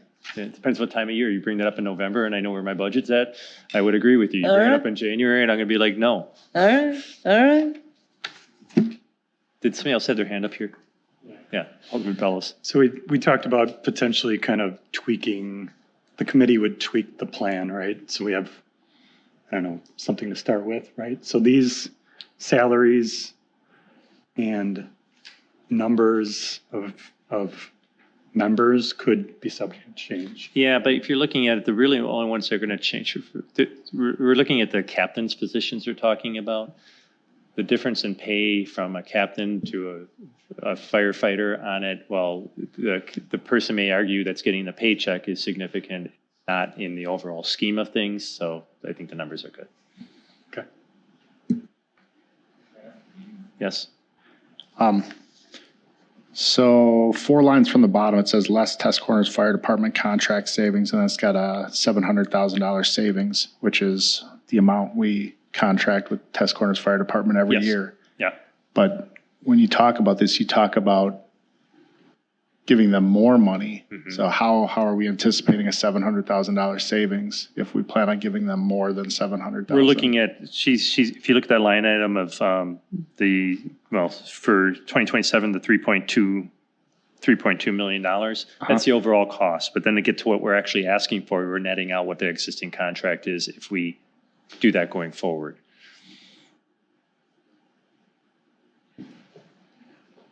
Okay, thank you. Jenny, she's got a better, don't ask the mayor numbers. I was just going to say that, so the annual expenditures, that's their complete profit and loss for the year. So that's coming directly from them. I increased it 5% each year, as well as the salaries. That obviously the public works and police came from me. But so this is taking on all of their expenses. So we would take on their revenues as well.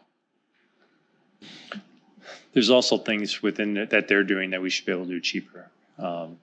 Maintenance, and some of the administrative stuff. I mean, there's a number of things that by bringing it in-house, we can do more efficiently. Phone service, I mean, there's IT. Thank you. But I do see, let me think on that a little more. I know what you're talking about.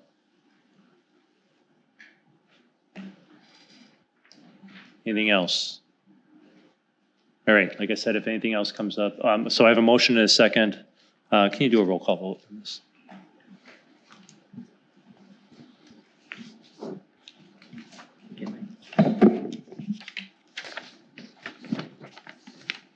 Alderperson Wolf. Well, I have to say that I still believe we're moving too fast on this. So at this point, I have to say no. Alderperson Hamel. Yes. Alderperson Bellows. Yes. Alderperson Bryce. Yes. Alderperson Dilge. Yes. And Alderperson Madden. Yes. Thank you. Still gives you the chance to vote the other way next week when it's actually in front of you, so that's fine. That way you can say I voted for it before I voted against it. What's the famous line that was?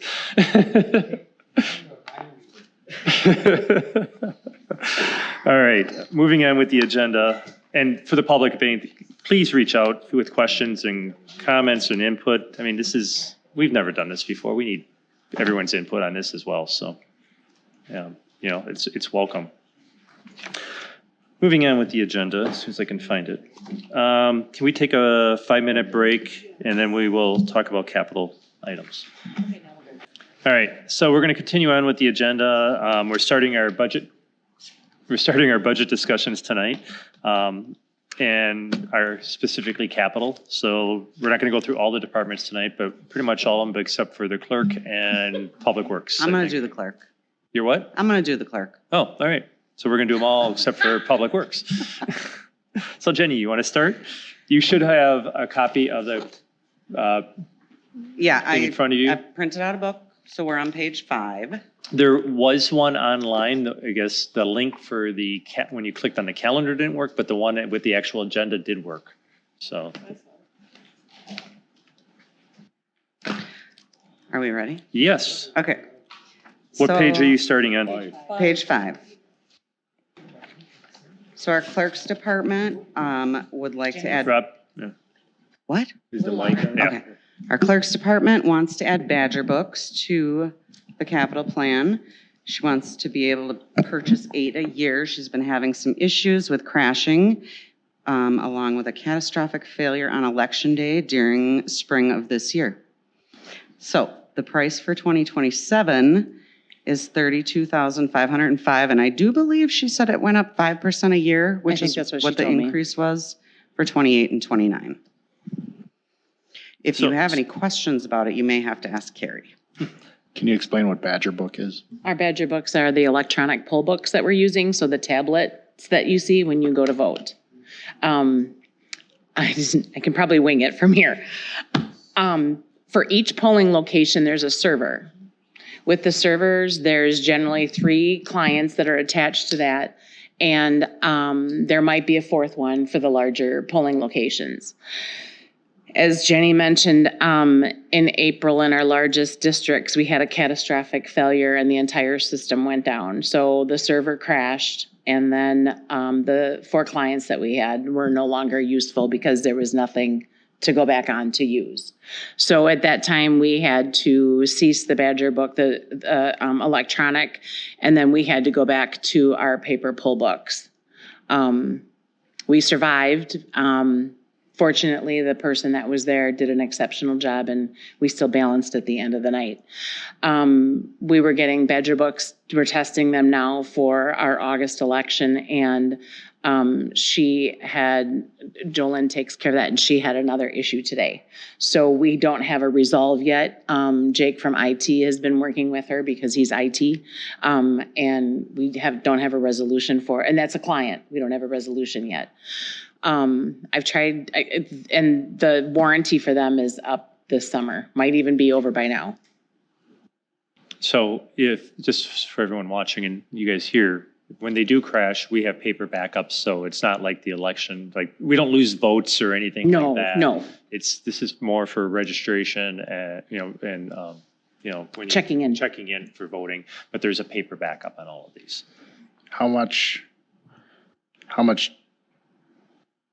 of a pain in the butt is it to just use the paper backup as the system instead of the Badger book? I mean, to figure out how cost effective it is to use the Badger books, I would have to do some figuring for you. But for one example, like for this November election, we can have 500 voter registrations, and those would all have to be entered manually as part of the Badger book process that's saving us that time. In addition to that, when you have the hard copy poll books, there's a lot of time for those poll workers to get to the end of the day to balance, which could take up to a good hour just for the poll workers at the end of the day. Just because they get to a balance doesn't necessarily mean that it is balanced.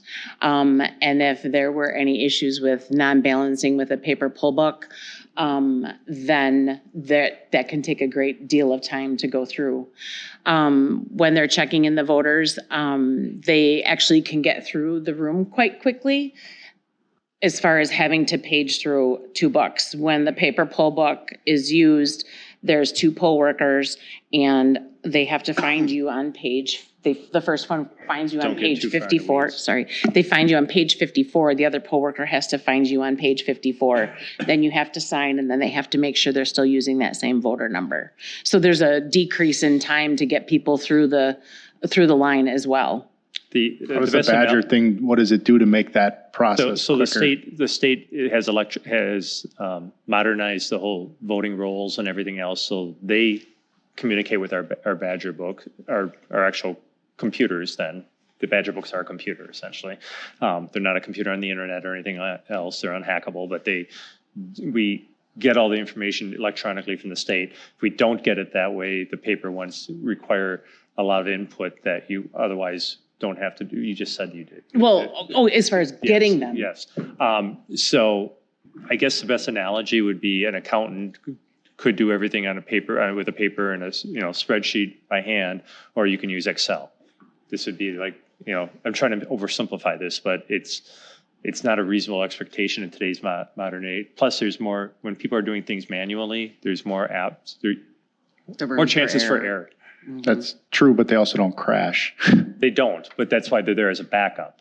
So if it crashes, we still have the ability to do it. It's as if we're not quite like where Walmart would be if their computers go down and the kids don't know how to add and check things out. We have a backup. Our employees are trained on how to do that. Maybe, they're not as prevalent as but the ability is still there. So if worst case scenario, we have to go to the old way, but it's a huge time saver and it's probably more accurate because there's less human interaction with the input and all that. Thank you. Alderman Bryce. So from 2027 to 2028 to 2029, that's a 30% increase each year in those numbers, not a 5%. I was guessing. Okay. Well, and then another, I want to say there was one, she has 8 machines, 8 times 3 is 24. There might have been an extra 1 or 2 added in there for the spares. I do also want to say that the new ones are compatible with the ones we have now. So there could be the possibility that as we're moving forward, we may be able to combine them as I'm moving forward. But one thing I didn't know about computers is Barb would let us know is I guess they go bad quicker than I thought they did. And when we did get them, they weren't used for a while. Yeah, I want to say it could have been like a year and a half. I want to say we got them in July and then they weren't even, I think that next February we didn't even, no, that February we did have an election, but they sat there for like 9 to 12 months, which we lost some time on a computer getting old, I guess. Technology and everything else, yes. And so you want 2 for each polling place? So that's just to get us moving ahead, but each polling, and a server and a client cost the same. Each polling location has to have a server, and then all 5 of them have 3 clients and 2 of them have 4. So the clients are kind of, I guess, networked to the server, and then they communicate together. So can you do me a favor for the update or give us a better explanation of 28 and 29, because the 5% increase doesn't make sense. Like I said, that was just a guess because I was just reading what was on here. Okay. She gave me those numbers. So, but that does seem like if you're buying the same amount every year, that's a big jump. Mm-hmm. So just clarify that. Well, we would be better off buying them all this year. We would save $33,000. Which would be 1 year. That's why I'm asking for clarification. I don't think that's the I case. said 1 year savings, right? Right. So, all right. Does anyone have any objections to the 2027 request for this? All right. Thank you. Okay, so finance is up next. What I'm requesting. What about the tabulating? Oh, that's just for 2028. Never mind. Do you want her to talk about it? No, that's fine. Okay. So for those, I know Alderman Bellis is your first year of going through this and Alderman Bryce is his second year. So we'll talk about, you have a number of pages on here that won't have anything under 2027, but there's stuff in future years. It's kind of keep you appraised of what's coming down the line. Unless we specifically get a request, we don't go through those in the meetings tonight, but if you want to talk about them at any point, just flag us and let us know. Okay. All right. Good. Now we're back to finance. Okay. Page 7. Page 7, yes. The city's current financial management software has served us well for over 20 years. In fact, I believe our data goes back to 2001. Can you use the microphone closer? What's that? We can't hear you. Really? Yeah. Okay. Think karaoke. Get the thing right up to your mouth. It's reached a point where it just doesn't meet our operational needs anymore. Over the past several years, we've experienced many increasing challenges with vendor support, software updates, and system reliability, resulting in staff spending more time troubleshooting technology than managing the city's financial operations. After evaluating available municipal ERP solutions and speaking with other Wisconsin communities, we believe it is the appropriate time to invest in a modern integrated system that will support us for at least the next 15 to 20 years. This goes beyond replacing our core financial software. The recommended solution, which is with BS&A, it also includes integrated online payment processing, a comprehensive human resources information system, allowing us to eliminate the separate systems that we have now, which is Express Bill Pay and NeoGov. It improves efficiency, strengthens internal controls, enhance cybersecurity, and provide better service to both residents and employees. This is a significant capital investment at $455,000. I believe it's necessary, and it's an investment in our long-term stability, improving our customer service, and the technology infrastructure that we need to support our organization. So from the public standpoint, I know like you guys are behind the scenes for the most part. People don't, you're back in that room behind the curtain and all that. This has a benefit for the public as well, doesn't it? Can you maybe explain? Specifically with utility billing, the system comes with an online portal where you can log in, you can see your bills, you can see all of your history and pay your bill right in there. I know we went with Express Bill Pay when our former finance director was here, and unfortunately it just did not pan out the way that we had hoped it would. It's very cumbersome for residents and us as well, honestly. But everything would be integrated in the same system. What's the user base of municipalities that are using something like that? Is it, are there ones around Waukesha County, the state? Are they mostly out of state? Specifically for this software? Yes. I spoke with, hold on, I have it listed somewhere.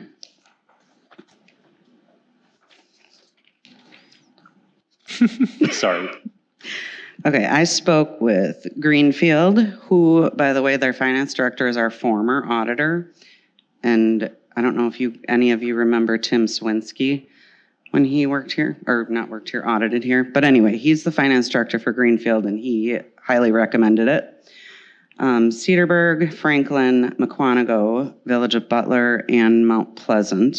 And I believe I spoke with some other ones, but for whatever reason, those were the 6 I put in here. So I guess I just wanted to demonstrate that we're not going out on an island here, we're not shifting to, Bill's software when everyone's using Windows. So there's a pretty big user base out there. Alderman Hamlin. Would there be any additional annual cost down the road for service agreements or license agreements or anything like that? So the number that I have in here includes the first 3 years, but they also, the annual maintenance cost is around $80,000. I don't remember what it is.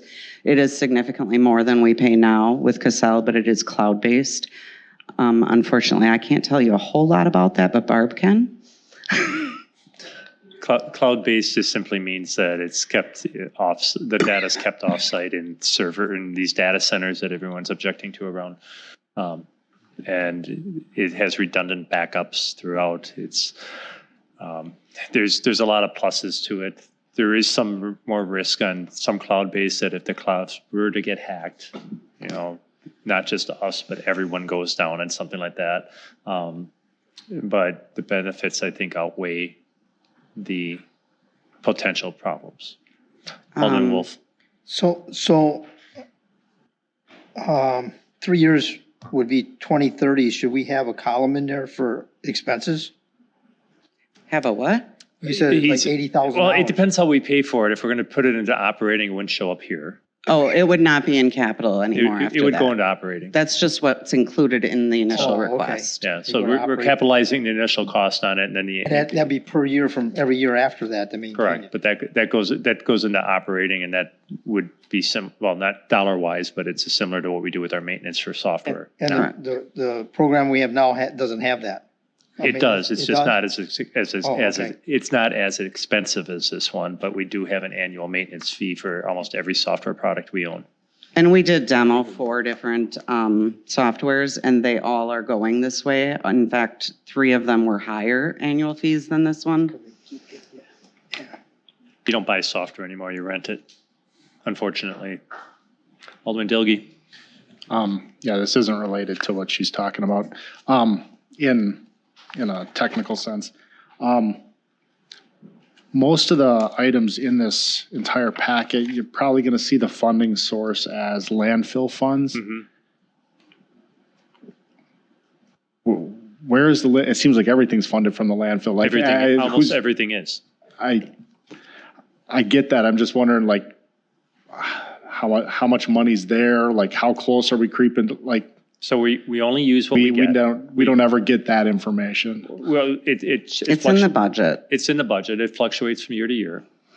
So we're basing it on what our estimates are. We know where we are year to date for this year, what we brought in, and we use that as an estimate of what we'll get by the end of the year, and that's the number that we use to fund our capital expenses. So be thankful, because every other community takes this number that all these things cost, and they borrow for it. And this year, we were very fortunate with our landfill, actually, because of some projects. Yeah, there was a project this year where they brought in a lot of topsoil, and that brought in a lot of money for us. Okay, so before this ever gets sitting in front of us, somebody's already made sure that all these requests haven't blown out our landfill budget. We trimmed down about $2 million out of our request to make sure it balanced. Okay, thank you. Any other questions on the software? Any objections to the software? All right. Next up, you guys probably know more than I do. Information, IT.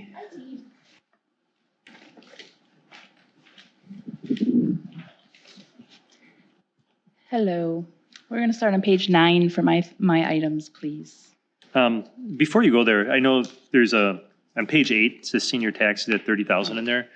We can remove that altogether because we just do that under operating. We talked about doing that we talked about doing that 2 years ago so we could use landfill funds to fund it, and then looked at it and said, screw it, and we have it under operating now, so just remove the whole thing. What about page 8? We're not page doing 8. that? Page 8, senior tax. If you look on 2029, there's a $30,000 number there. Yeah. We're not doing that. Okay, and what are we doing in 2027? Nothing. Nothing. Nothing. Okay. So what we give them, it comes out of operating, not capital. Okay, so we're going to remove this. We can remove that whole thing. Yes. Okay, so we get an updated version then. Okay. Okay. Okay. Page 9, the request is for multifunction printers, copiers. The current copiers we have, the first set was bought in 2018 when we purchased about 7 of them for every department. And then we purchased an additional 3 back in 2022. I've kept copier number stats for about 18 months now. And the reason I would like to get 7 of them is to get all the departments the same. That way, if there's a problem with a copier, they can move to another copier in another department. Throughout the year, we have different things. We have election printing, rec does things, ComDev does things. And sometimes if the printers go down, it's easier to shift if it's the same make and model. So I'm asking to replace all the current departments that we currently have. And then the ones we own outright. So I would move those into what I would call non-essential departments, IT being one of them, Public Works building being another one for the guys. So we'd still have the gear, we'd still use the gear. So these are like, we're not going to own these machines, is that what We you're saying? will own the machines outright, yes. We will not lease them. And that's better than? Than leasing, yes, because then we own them. I mean, we can keep them for 10 years, 20 years. And a lease is usually 3 to 5 years that they come due. What does the maintenance do with the lease? I mean, they cover all the maintenance, right? They do, and we do have a contract agreement with the copiers like this. What we usually do is price per page, and it'll be colors like 5 cents and black and white's 2 cents, and then it's based on an amount quarterly. So I work with the departments, and we do a average for the city, so we try not to have too many overages. That would be the new cost, 2 cents and 5 cents? Per page, based on the usage. That's for maintenance, and we own the machines. What is it now that we lease them, or? And then, It's the same type of agreement. It's just the maintenance part of it, so it covers the toner, it covers if it break fix. So we have so what maintenance. happens after, there's a warranty period on these new machines, right? Yep, they'll be 3 to 5 years. And then if we keep, if it's still working 6, 7, 8 years. Then it goes to time and materials. So if it runs, it just runs, and if it breaks, the department can decide whether to call it in and get it fixed. It might be $200, might be $500, but then you're not paying that annual maintenance for the equipment we've already owned. And it's for how many, 7 machines? 7 machines is what I'm wanting to replace.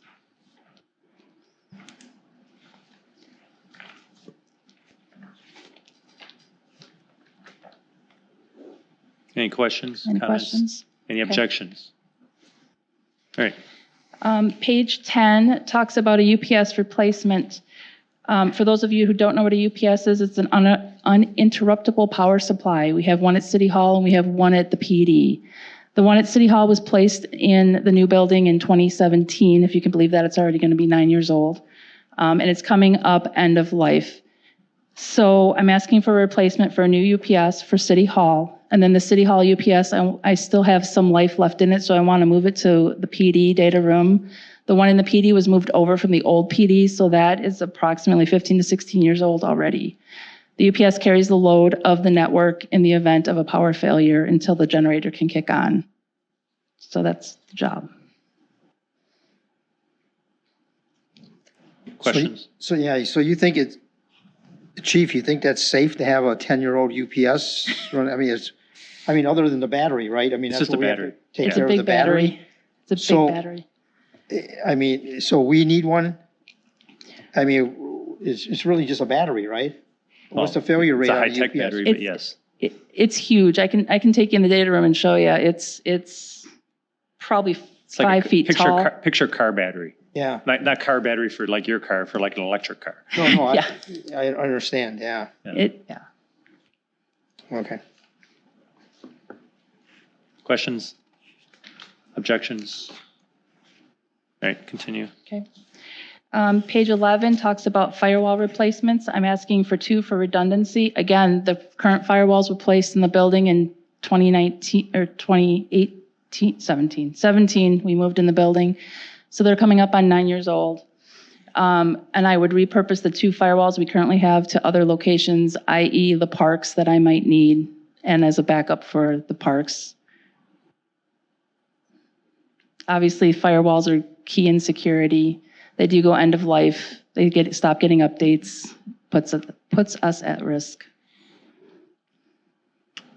So you move to the parks for what, the cameras? Cameras, we just have it, they're the old firewalls, so they do minimal traffic because it is just the cameras. So I just repurpose them out there so that people can't hack into them.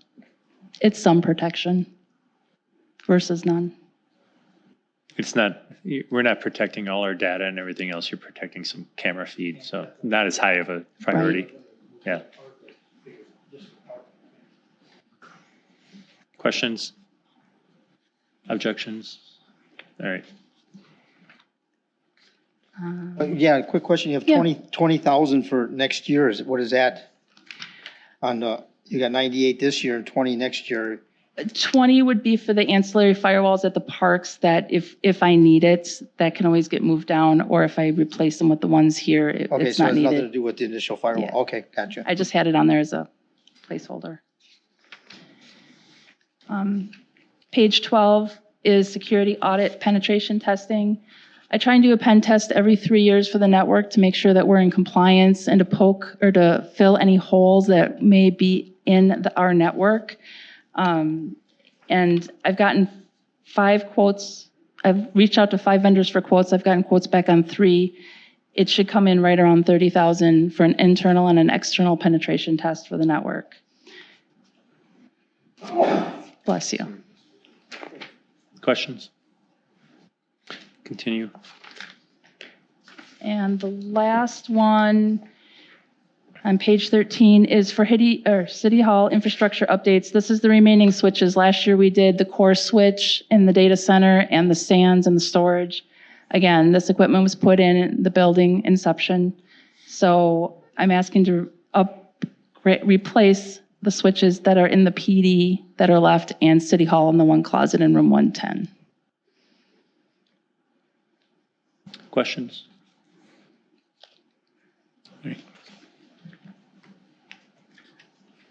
That's all I got.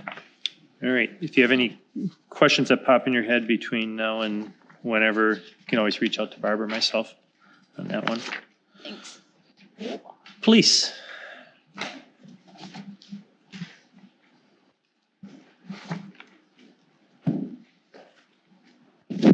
All right, good evening. Once again, ladies and gentlemen, thank you for your time.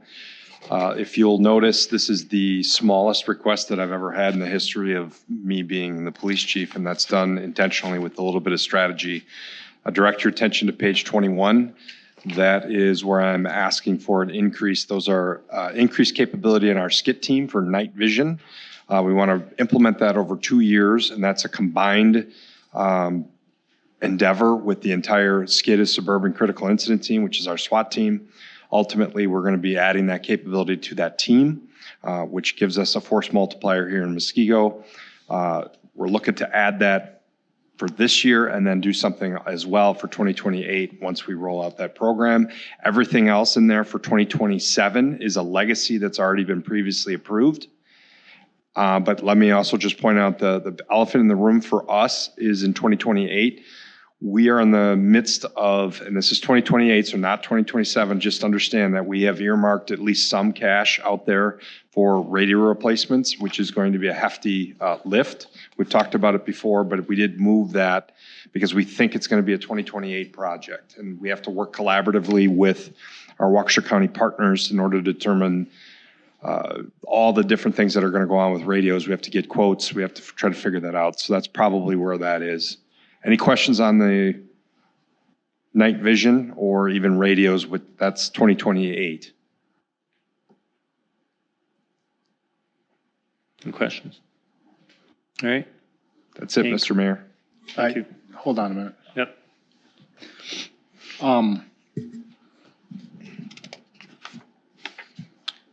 Page 22, flock cameras, Yes.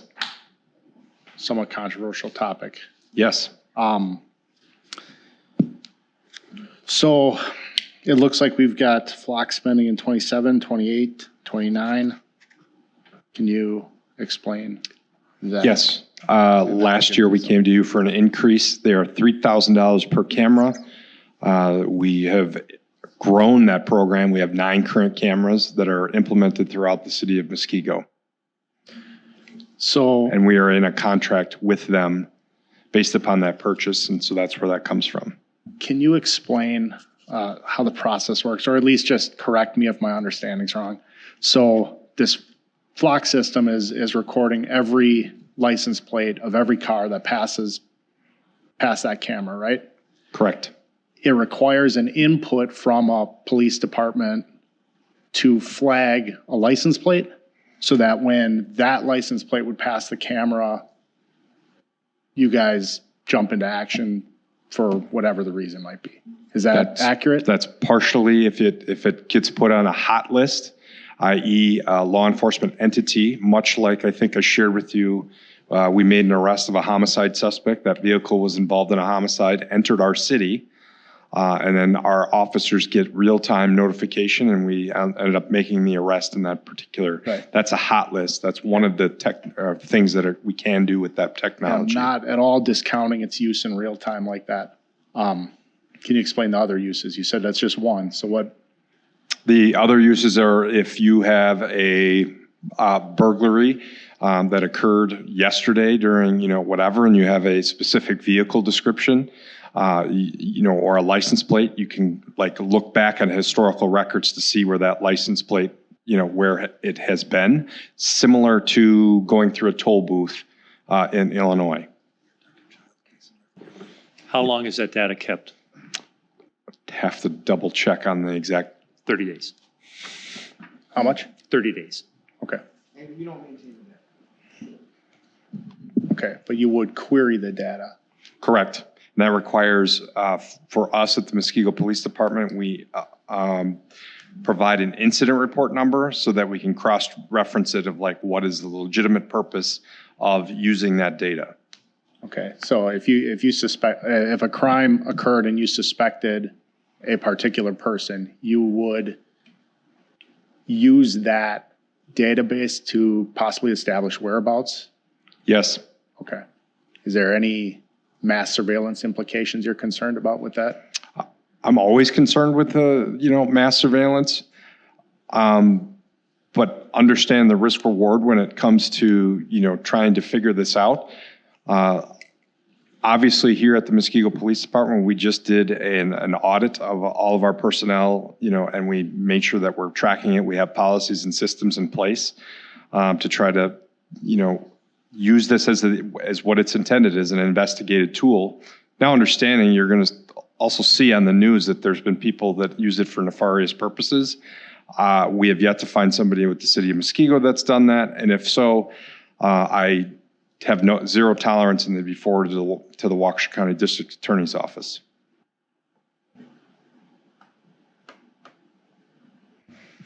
Thank you. I have a quick question. Was there some concern too? I thought I had read that there was some concern where the data is stored that could have been breached, or that there's some issues with that. The data is taken by Flock, the company, does hold on to the data. And obviously we have access to it when we do use it for investigative purposes.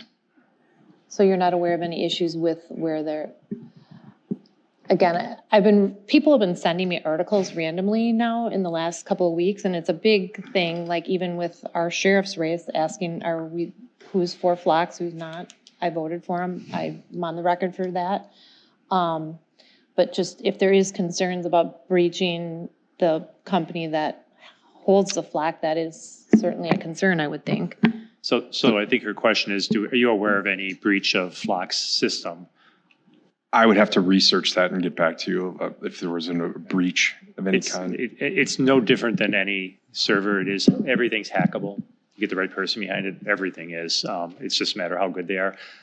Some places are better than others. I haven't heard of any. The chief can get you more information on that, but I used my cell phone and my credit card today, which are also traceable and trackable and hackable. These are much more. Right. There's I get it, more but companies out there tracking you on this than any camera. And kind of just for clarification, it doesn't help us look for a person, it helps us look for a vehicle. So I mean, it's not facial recognition, it's vehicle, and it's like we can search license plates, we can search makes and models. If we don't have a license plate, we can search if there's a specific, call it indicator, or like a unique bumper stick or a ladder on the roof of a vehicle. So it's not tracking people per se, it's just tracking vehicles if that actually passed that camera on those specific, say, dates and times. And then other things that we've had success stories for, we assisted help in recovering an abducted child from the area that was actually located in North Carolina by utilizing technology. Stolen vehicles that come through the city, we get alerts on those, and we can go and try and recover stolen vehicles, which we've done in the past. We also, same thing for like an elderly person that goes missing.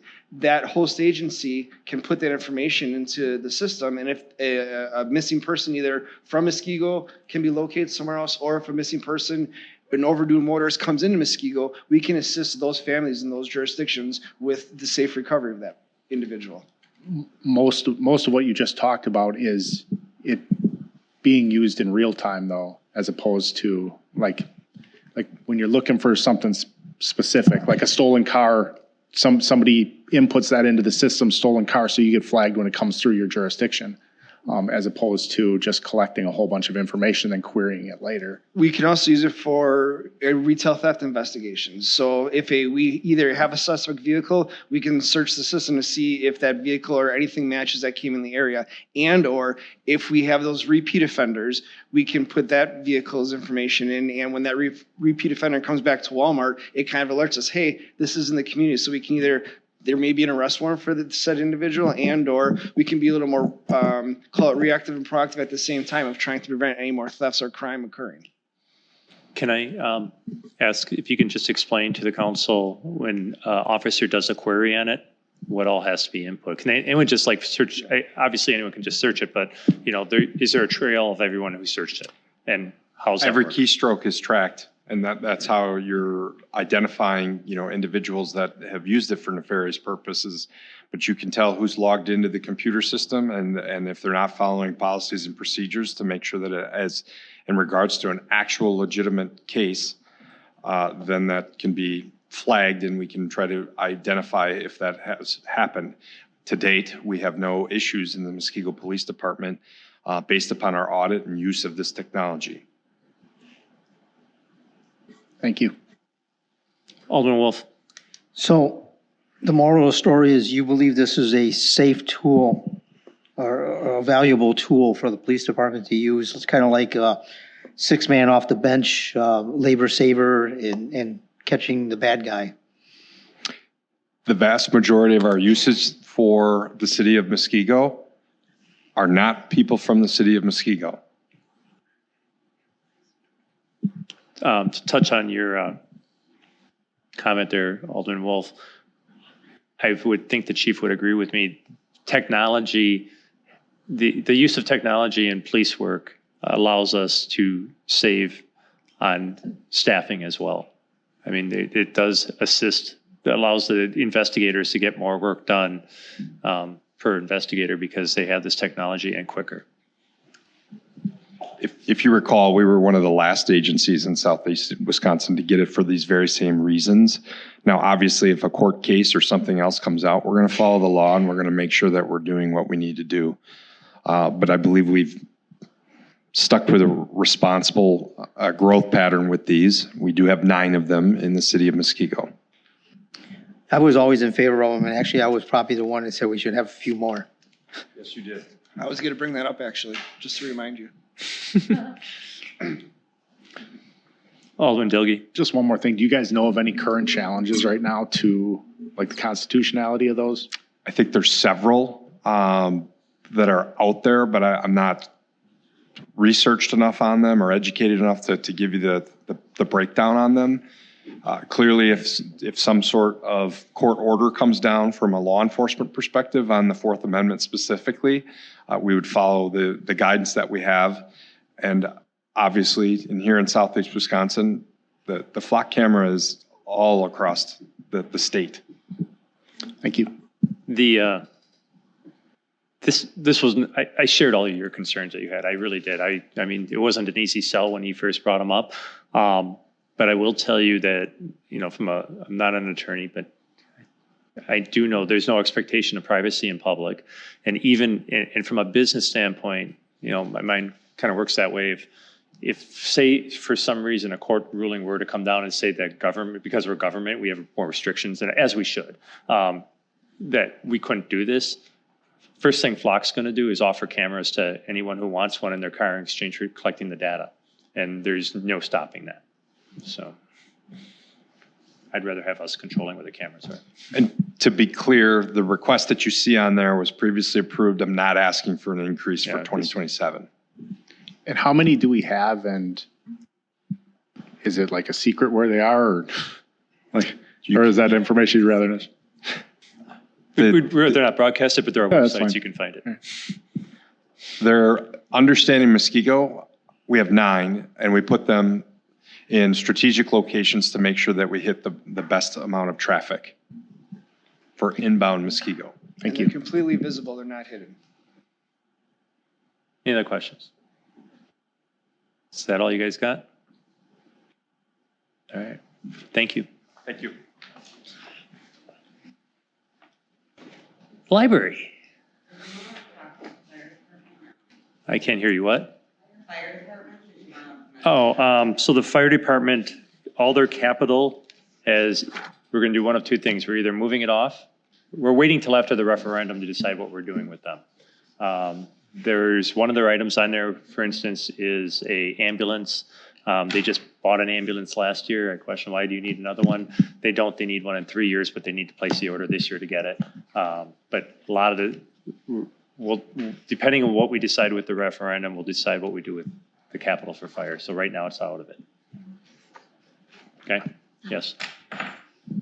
What about the items on page 23 on down for police? 24.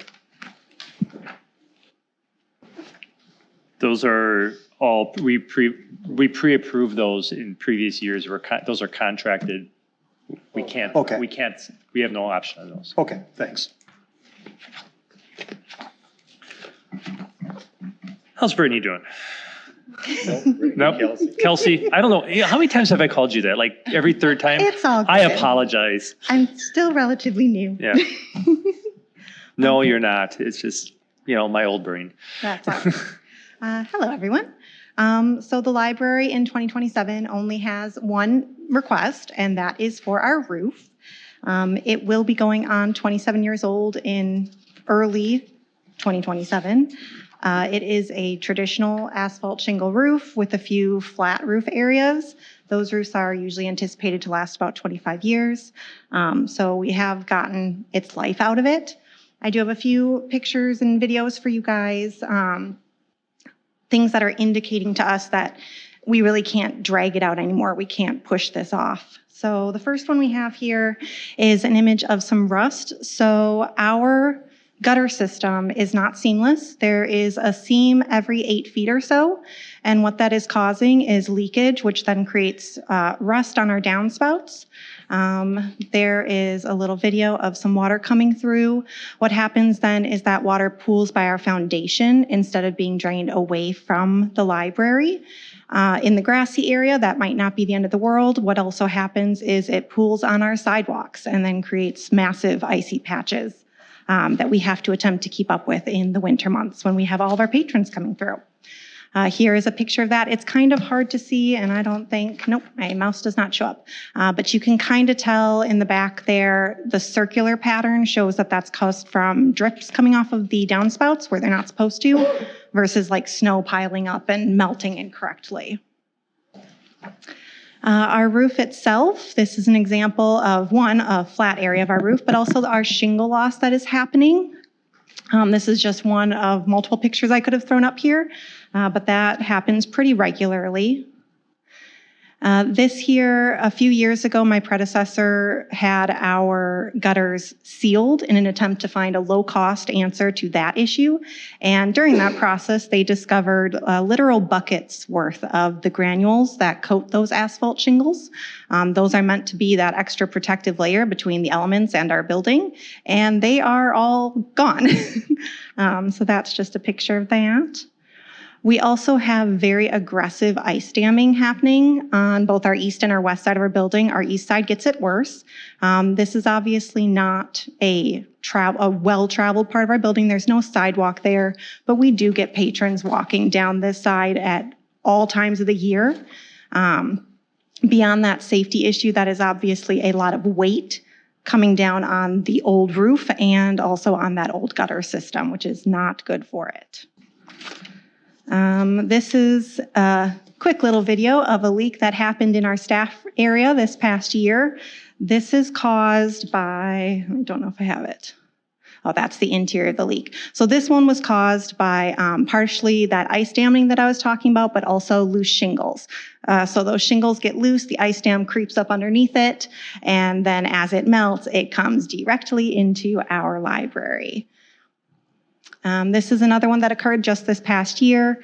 This one was in our children's area. It was one leak that split into 5 over that light fixture. We had to remove multiple collection areas and block off that area because we had buckets filling with water on tall shelves that we did not want little kids banging into and having fall on them.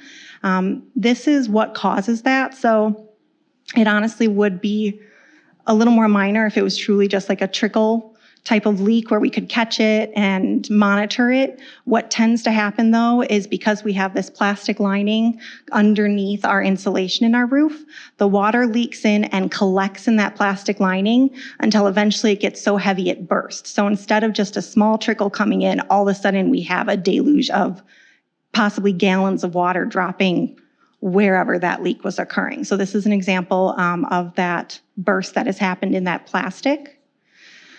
When that happens, we have Clayton come over. In this case, the leak came down that beam that he's working on and down into below the insulation and onto that light. So what he has to do is, in this case, he ended up rigging up a towel to catch the leak, and it drips down into that plastic bucket you see. And then eventually the water dissipates. So we aren't actually able to fix these leaks in the moment. We're just finding a way to make it so it's not damaging the ceiling in the library. And according to the records I have, there is numerous buckets in our ceiling just like that, doing exactly that purpose. We know there's leaks there, and they are catching the water and letting it dissipate, so at least it's not coming into our public space.